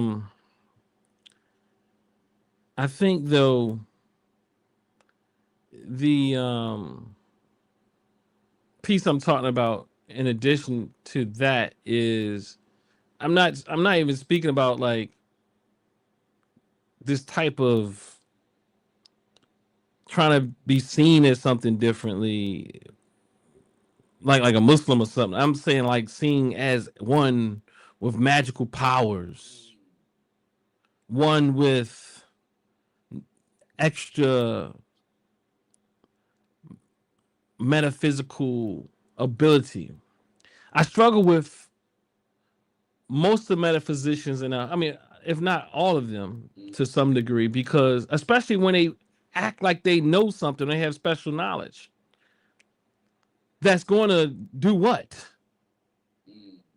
Like, and it has us so consumed in this thing. It for me, it's another form of it's those people playing on the religious trauma that we already have. And perhaps maybe the religious, some people would say, nature in a sense that we have. I mean, I think we had to we can have conversation around that.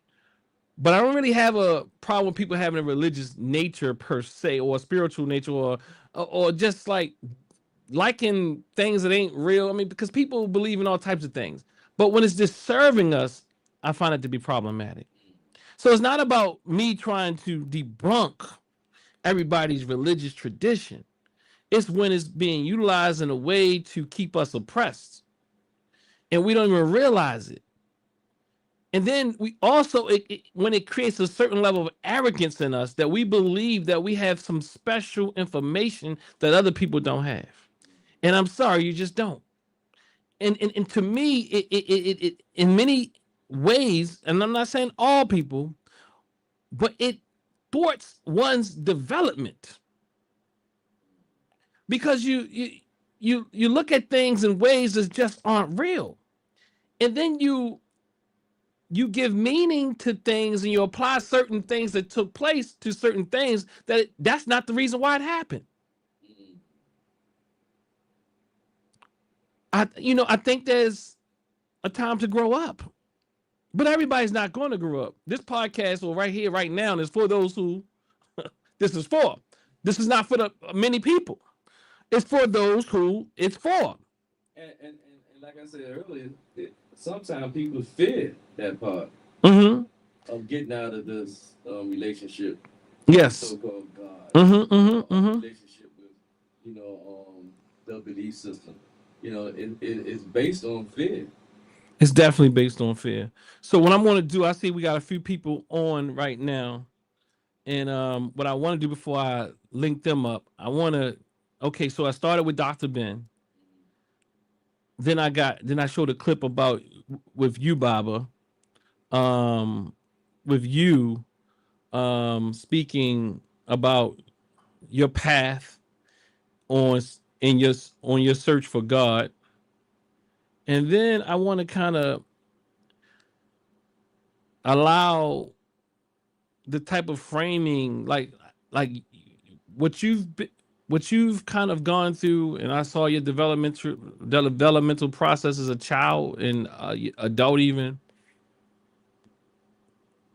and also being introduced to figures that make you think, like Dr. Ben and Theodore Ramses at the Universal African Church. Moses Amara. Yeah. So, and then coming in contact with people like Dr. Ray Hagens and studying the metaphysicians and those people who are more scholarly. And many times what we do is we mix them up, even just like we mix up historical figures in Egypt and the deities or the pantheon. Like we believe in Ausar. Well, some would say that Ausar existed. I mean, it's a whole thing. Isis, Aset, Heru, Sebek, Tefnut, whatever. Like some people would say that these were actual beings, and they would put them on the same level as you would put a Queen Hatshepsut, or and they kind of conflate these differences. They find it difficult to separate the mythology from the history, and I find that many people do that in general as it pertains to just their religious tradition at all. They don't know the historical developmental process, or even they imitate the culture many times. But go ahead, you look like you got something. I remember. You remember we was in Kemet, and the lady said, "Wow, now that I lost this, what do I have to replace it with?" And she was so serious. And she was so serious, he was crying. Like she was lost. Yeah. Really lost. Yeah. I was like, wow, that's, it was hurting to her. Yeah. And me being a minister and also the director of operations of the African Village and Cultural Center, I had people call me from all around the country and even outside this country, because Dr. Ray Hagens has lectures like Jesus never existed. Right. And just to be honest, I feel like when you're having these type of conversations, you also have to have some type of way that people can consult with you or some type of structure set up for people to go through this process that you've awakened them to. You disrupted their normal. Right. So it can be very traumatic to disrupt one's foundation. And in the Black community, our religious ideas and our spiritual ideas are our core. They're core and foundational. And many times they become our primary identity. And when you rock someone's world and their core identity, they don't know themselves. They don't know what to do. How I'm supposed to treat people now? How am I supposed to make sense of the world anymore? So it can be a very traumatic process. And it can be very traumatic. Let me just say that. Yeah, it was traumatic to me within myself, and I was the one that's doing the change. Yeah. You see what I'm saying? Yeah. Yeah, I was like, wow, what I'm gonna do? Oh my Lord, which way I'm gonna turn? You know what I'm saying? Like I said, I left all books and all learning and teaching alone for 2 weeks. So, yeah. And we tend to go back to these things, even in new form. So that's what, like many of us, I would argue, have not left these things. I would argue from an NGA perspective, framework, and lens, that many of us have just found ways to Africanize the mysticism. And I think it's okay to think about things in mystic ways as long as you know that it's greater than what you can comprehend. You know, or mythology, when you just know it is mythology, and you can learn things through mythology. And I think it's okay for people who for some people in their culture to practice their mythology is if it's serving them, because people are going to believe things forever. But for us, I think we have to be very intentional about the things that we believe. I'm talking about Black people in general, but Black people here in the United States, and it has to be in alignment with a political agenda of African Black sovereignty, liberation, because some of these traditions, as spiritual as they are, or friendly and soft as they are, they serve as mechanisms to keep you passive. Well, you know, we just all love, and we just hold each other's hands, and we just light the peace pipe and pass it around, and all our humanly earthly brothers will just come. You know, it's like they'll get it one day, and and you about to say something. Love, peace, and happiness. During my time, they was hippies. Okay. And we do it in different forms. We do it through meditation. We really think that if we meditate hard enough, if we do and I know people do agriculture and all this type of thing, we think if we do it, we're clearing the atmosphere, and that somehow it's going to bring peace to all humankind and men. But and then it has us looking at other people like, well, y'all shouldn't be debating and challenging and fighting, because all we have to do is this. All we have to do is this. Just like Christianity, all you have to do is believe. All you have to do is believe. You know, and I'm not putting down. I mean, I'm glad I didn't have to put down much. I did have to put down some things. But I'm not going to put down one lie to pick up another. It ain't no way. Look, I'm just saying, and I'm saying this because I know this is very unpopular. See, what I realized, you can believe, like, it's more unpopular to say none of it is true than it is to say that how so many people have so many different versions of truth that is impossible for it to be the truth. But everybody believes that their version of the truth is the truth. And I'm arguing that none of them are the truth. I just want to be very clear, because most of us try to dance around, well, you know, truth is relative to this and that. No, look. So that's why I say mythology. Mm-hmm. Yeah. I think mythology is the way it should be made. It has a purpose. Mythology has a purpose. You know what I'm saying? Mm-hmm. Some type of way. Yeah. You know what I'm saying? It gives the idea to the unknown that we really don't know. It gives you some kind of reference, maybe. You see what I'm saying? Because people can't be empty. It got to be something. I have yet to learn why we need giants in the earth, though. Because I mean, I get mythology. They can teach you good stories.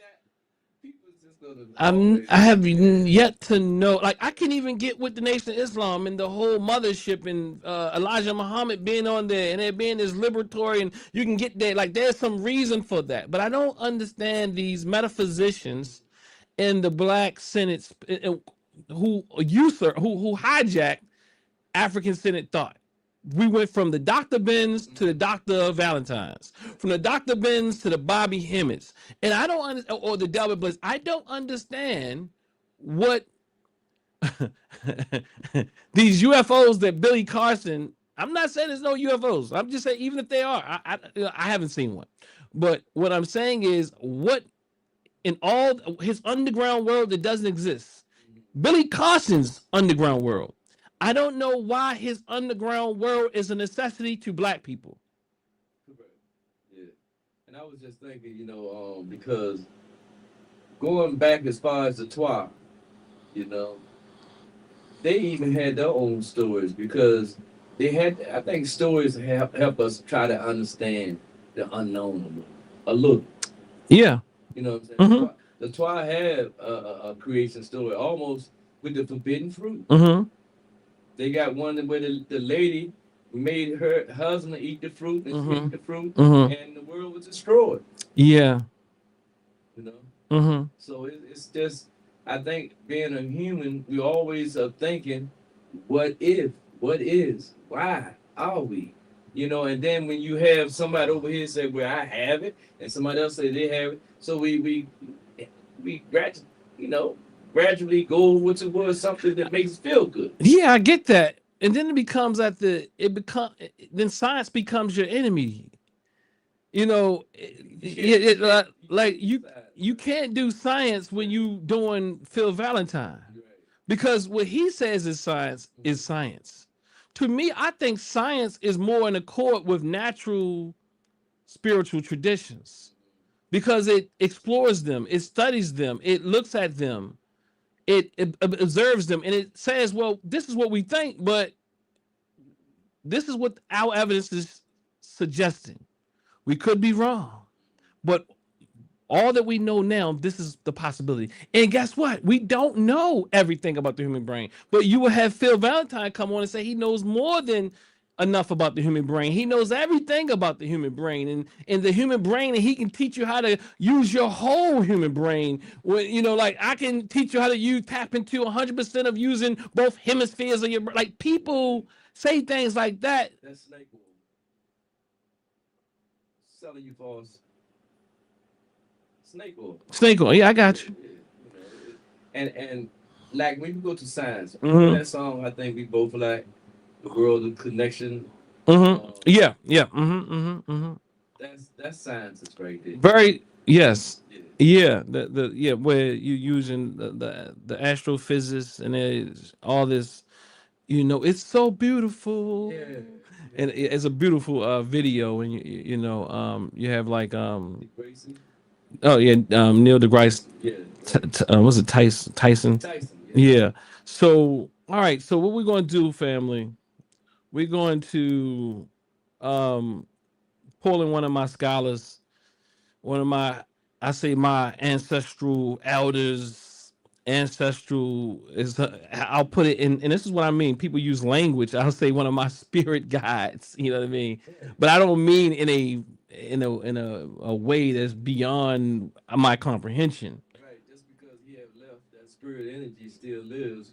And with the knowledge, that's what you're talking about. Absolutely, and that's exactly what I'm saying, Baba. And so we're going to do this right now.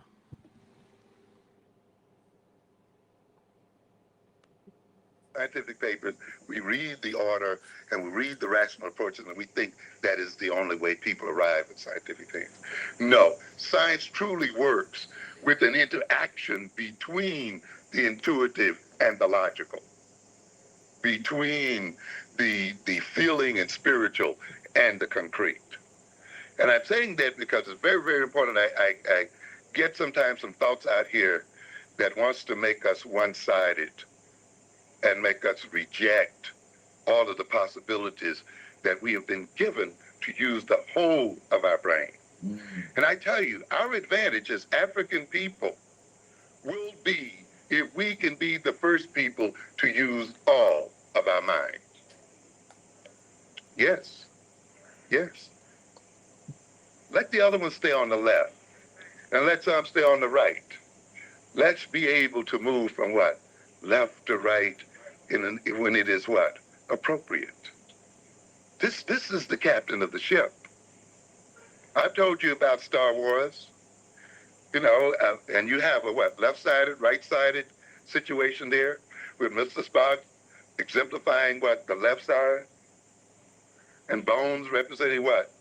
The right. He's full of feeling and love and brotherhood and spirit. No, that's fine. It has its place, but it limits him too. His emotions overrun his better judgment often. His feeling gets out of place.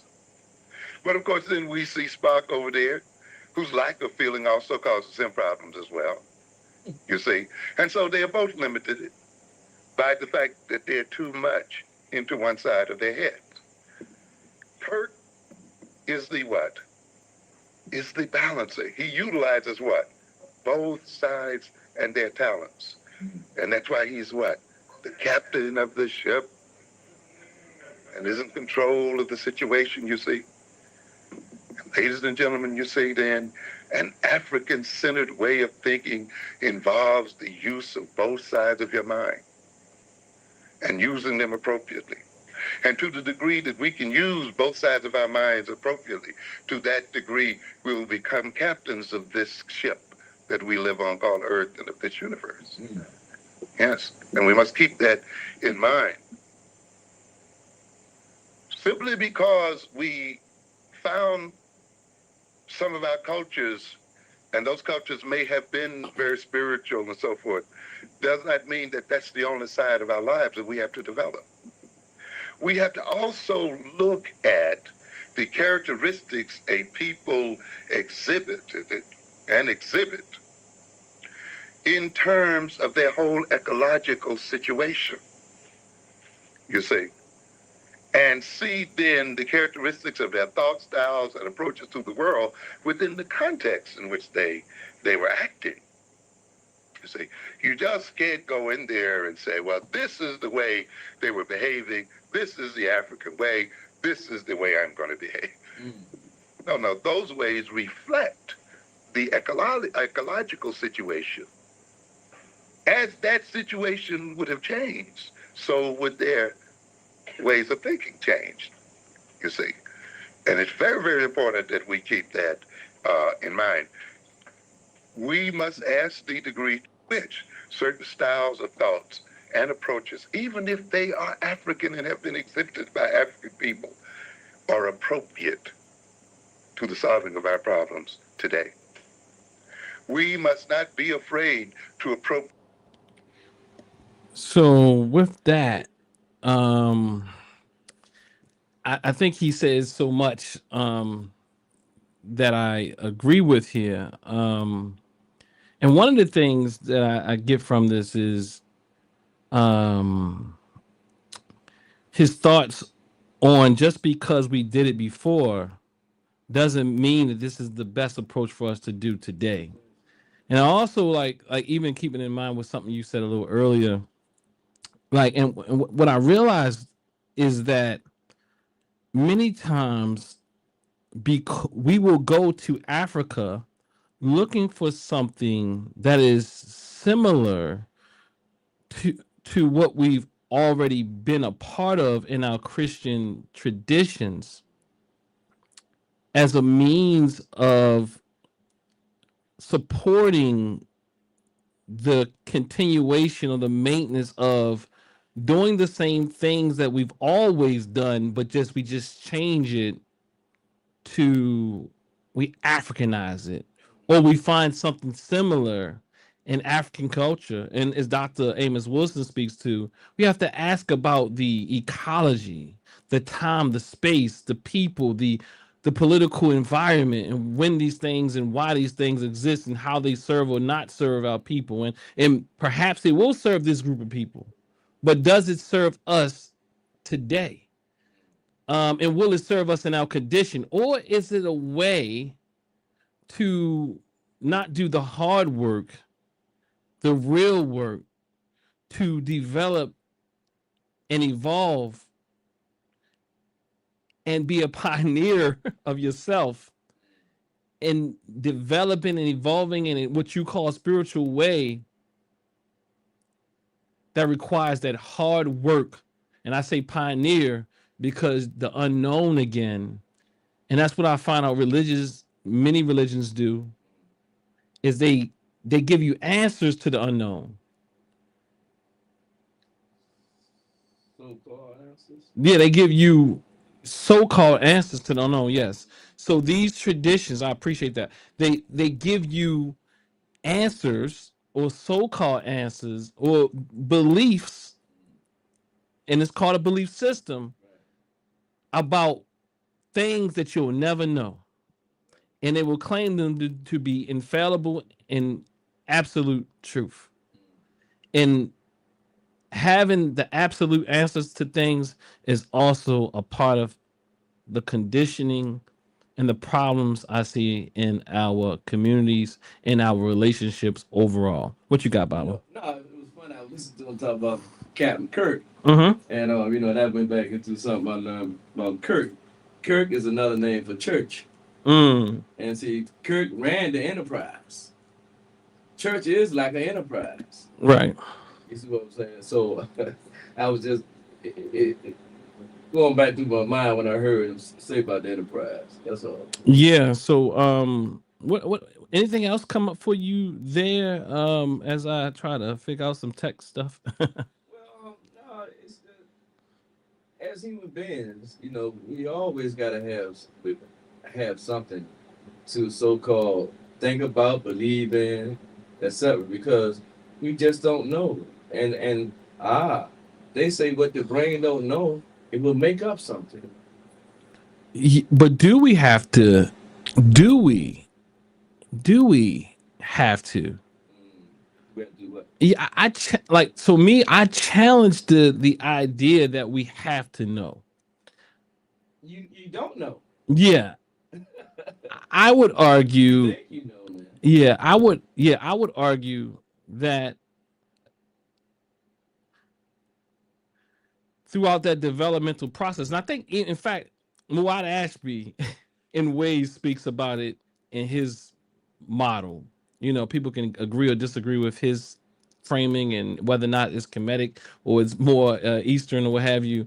But it's kind of like these three levels. I can't remember the three levels, but it talks about myth, and there's something else, and then there's like what you know. Like what you know, what you don't know. What I'm saying is the fact that we feel like we have to know things that we cannot possibly know, to me, is a part of the developmental stunting of us. So we have some people up on here, Baba. We're gonna give a little bit of time because Baba got to get out of here. I I'm gonna bring up. I think come back up if you if you got off. But I think I see Brother Rob Bay. Hold on 1 second. Brother Rob Bay, where you calling from? Let's What's talk. going on, brother? This Rob from Minneapolis, Minnesota. All right, Brother Rob, peace and blessings. Peace and blessings to you. Yeah. So my question wasn't regarding the spirituality, but you told me to call and ask the elder Baba Ausar as it pertains to Oh, what is Pan Africanism? Because when we're dealing with FBA and a lot no, of no, my Black no, no. This is American brothers and sisters, they tend to say Pan Africanism has been one sided and it hasn't benefited Black Americans in the diaspora. So if you could please explain to me what so that's exactly next Pan week. Africanism is. So, And Brother Rob. So who is not this this. for, and who's the founder, if you don't mind? So no. So that's next week with Baba Imhotep. This week we're with Baba Ausar. We speaking about from Christianity to Africanity, unpacking identity, spirituality, culture, liberation. So next week I'm having a show specific to those type of questions. I appreciate you Okay. joining us though. If it's anything around this particular topic, you can still feel free to kind of like state that, and if you want to sit in the back a little while, if something comes up, you can. How important is it for Black people to connect with their spiritual traditions from Africa, specifically the Mm, Black people that were carried in the diaspora, who may have been disconnected and had the white Christ forced on them through the colonization? mm. You got something for that, Baba?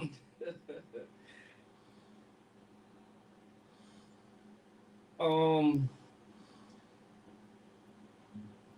I think it's very important for us to believe in some. Go back to some of our traditions, because those traditions have a way of awakening our spirituality, one way or another. Knowing that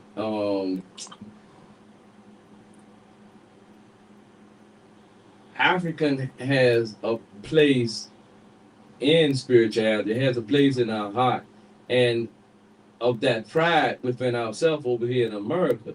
You see what I'm saying? By us being torn down, you know what I'm saying, we wasn't anything, we didn't have a history at all, we didn't have a God at all, you know, so when you look at yourself in the mirror, you want to see yourself. Let's say that. And I think Minister Farrakhan said that.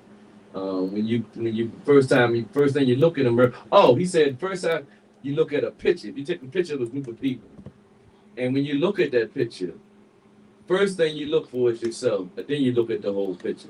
So finding self, I think, is very important. And Pan Africanism is finding oneself. Mm.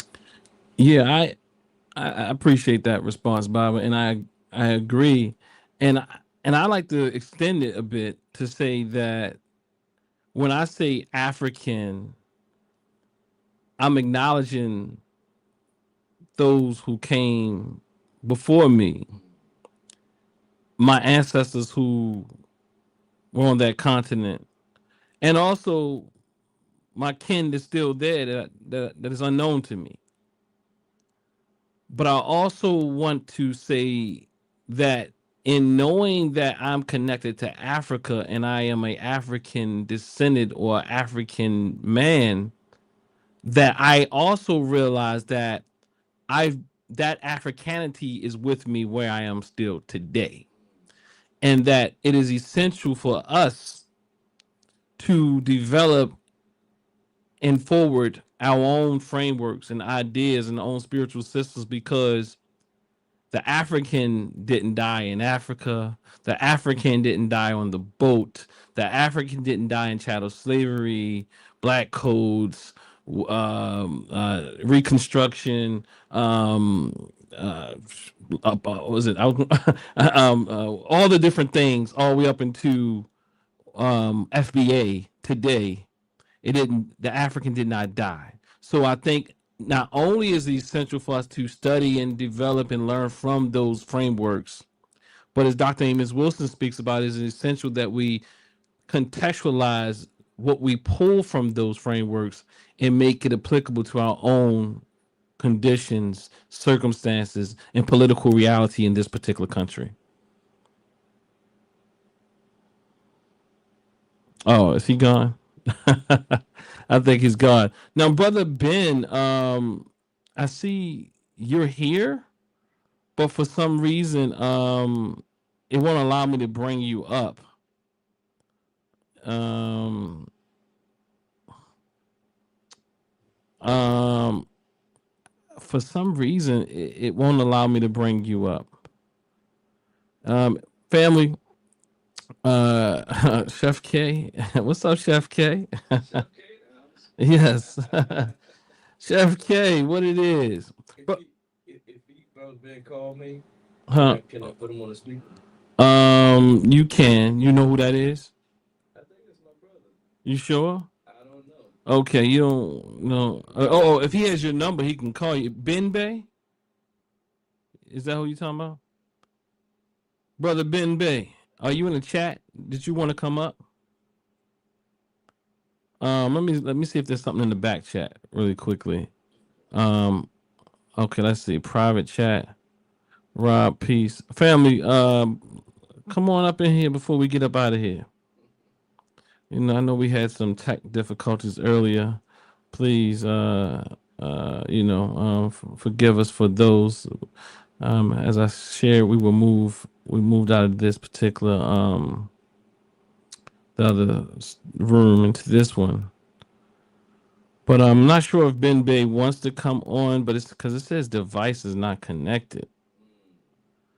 But nonetheless, proper perspective says, oh, this is, I don't even know if this is something I should read, but I guess he's commenting on some of what I spoke about as far as Billy Carson and the like. He said Billy knows he can spew forth that nonsense and spooky folk will believe because spooky people pay money to spook speakers.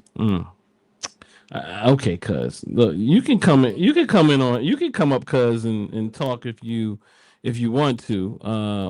We definitely would would appreciate a visit from the proper perspective, but we understand if you're not in the position to do so. But nonetheless, Baba, Yes, sir. any closing thoughts if no one comes in, any closing thoughts or anything that we wasn't able to like hit on, and I'll restate the title again because I know we kind of spoke about quite a bit today.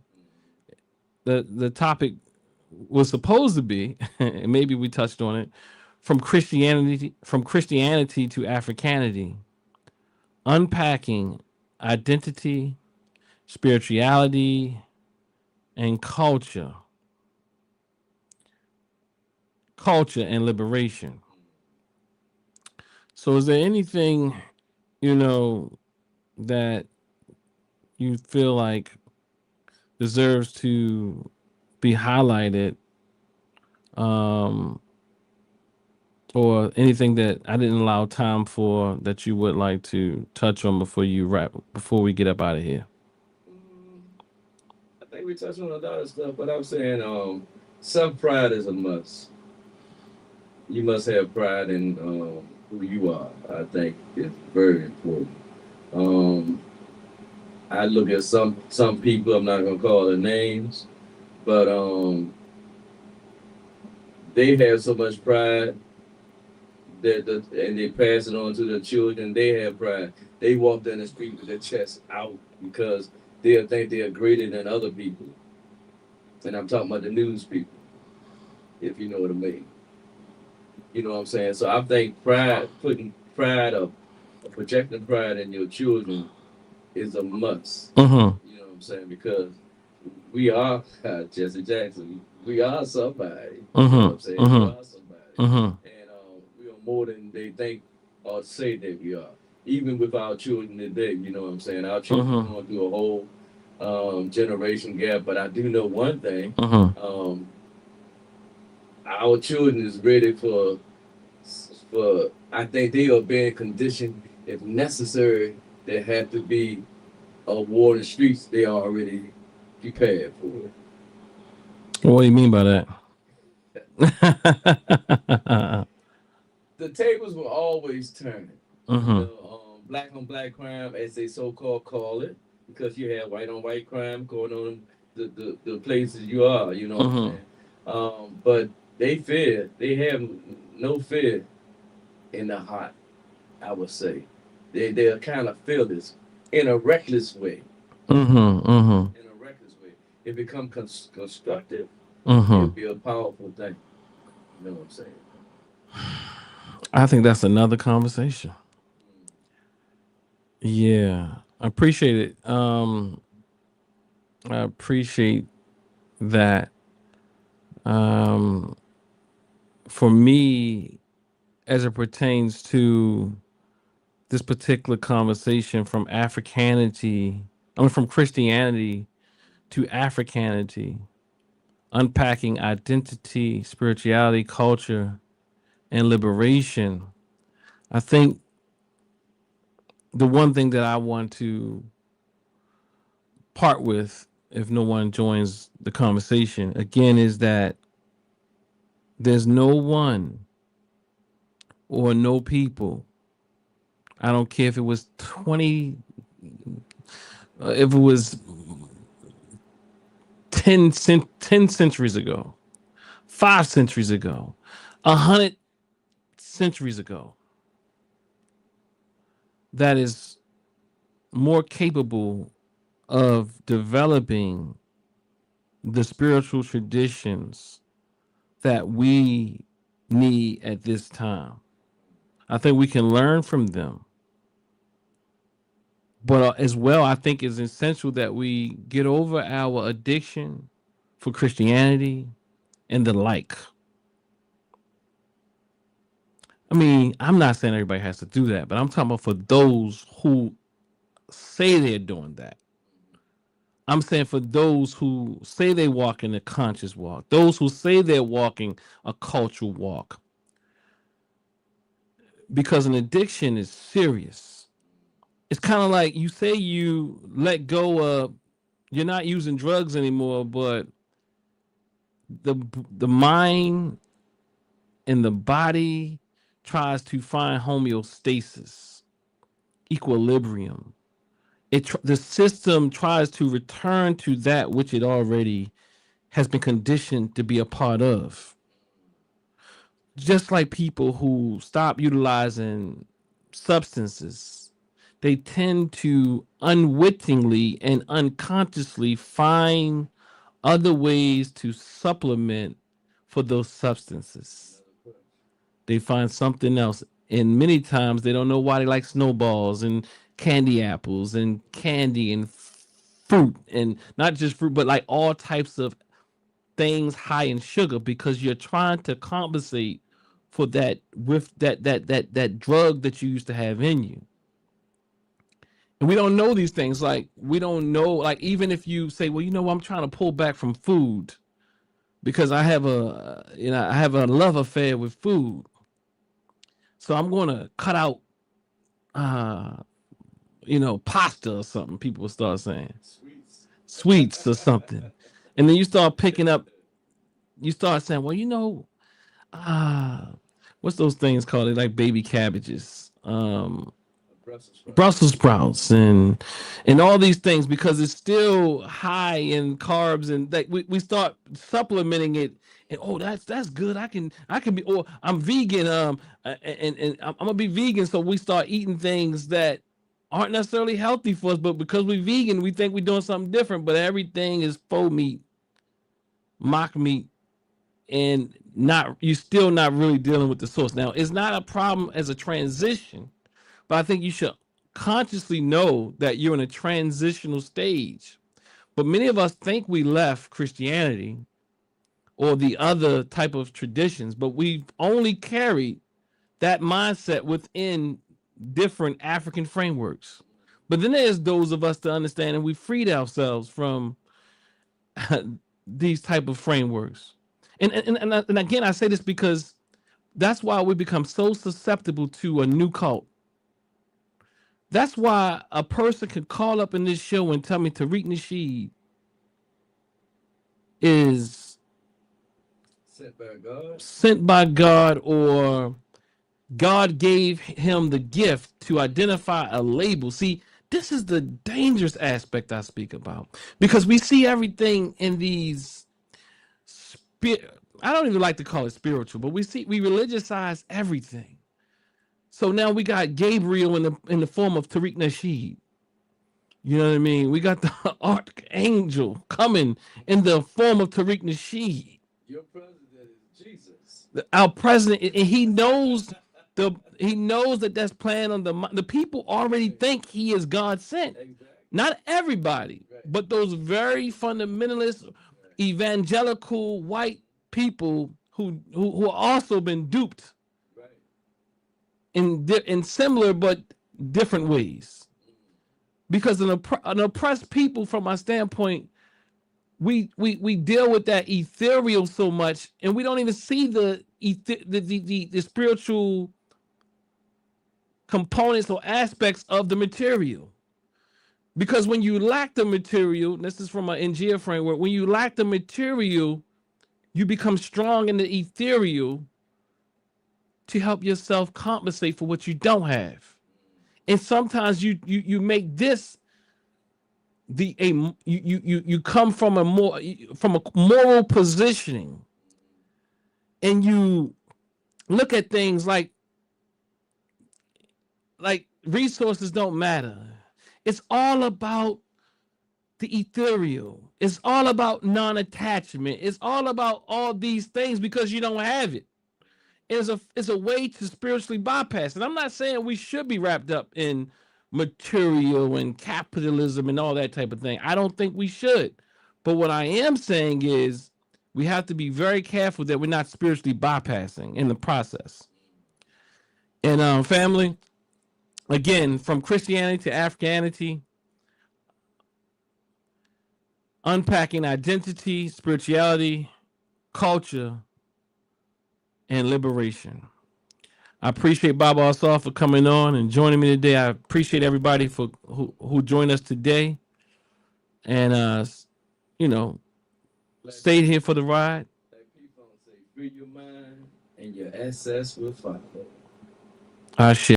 When you claim you're Africanist, you're going to get your mind back. If a generalized black woman is doing this and being this, that is irresponsible. No, coming with his master's degree, you're going to get your mind showing back. Me, Black and I'm proud. Claim you're African. Black and I'm proud. I think that as a person who has a page, what is the status of people with half FBA?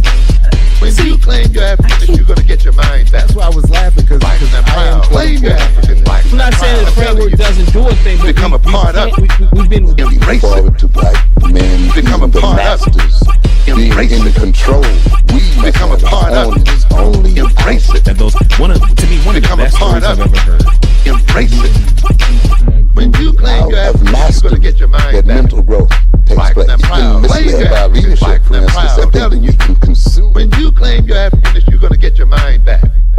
Black and I'm proud. Claim you're African. Black and I'm proud. I'm telling you,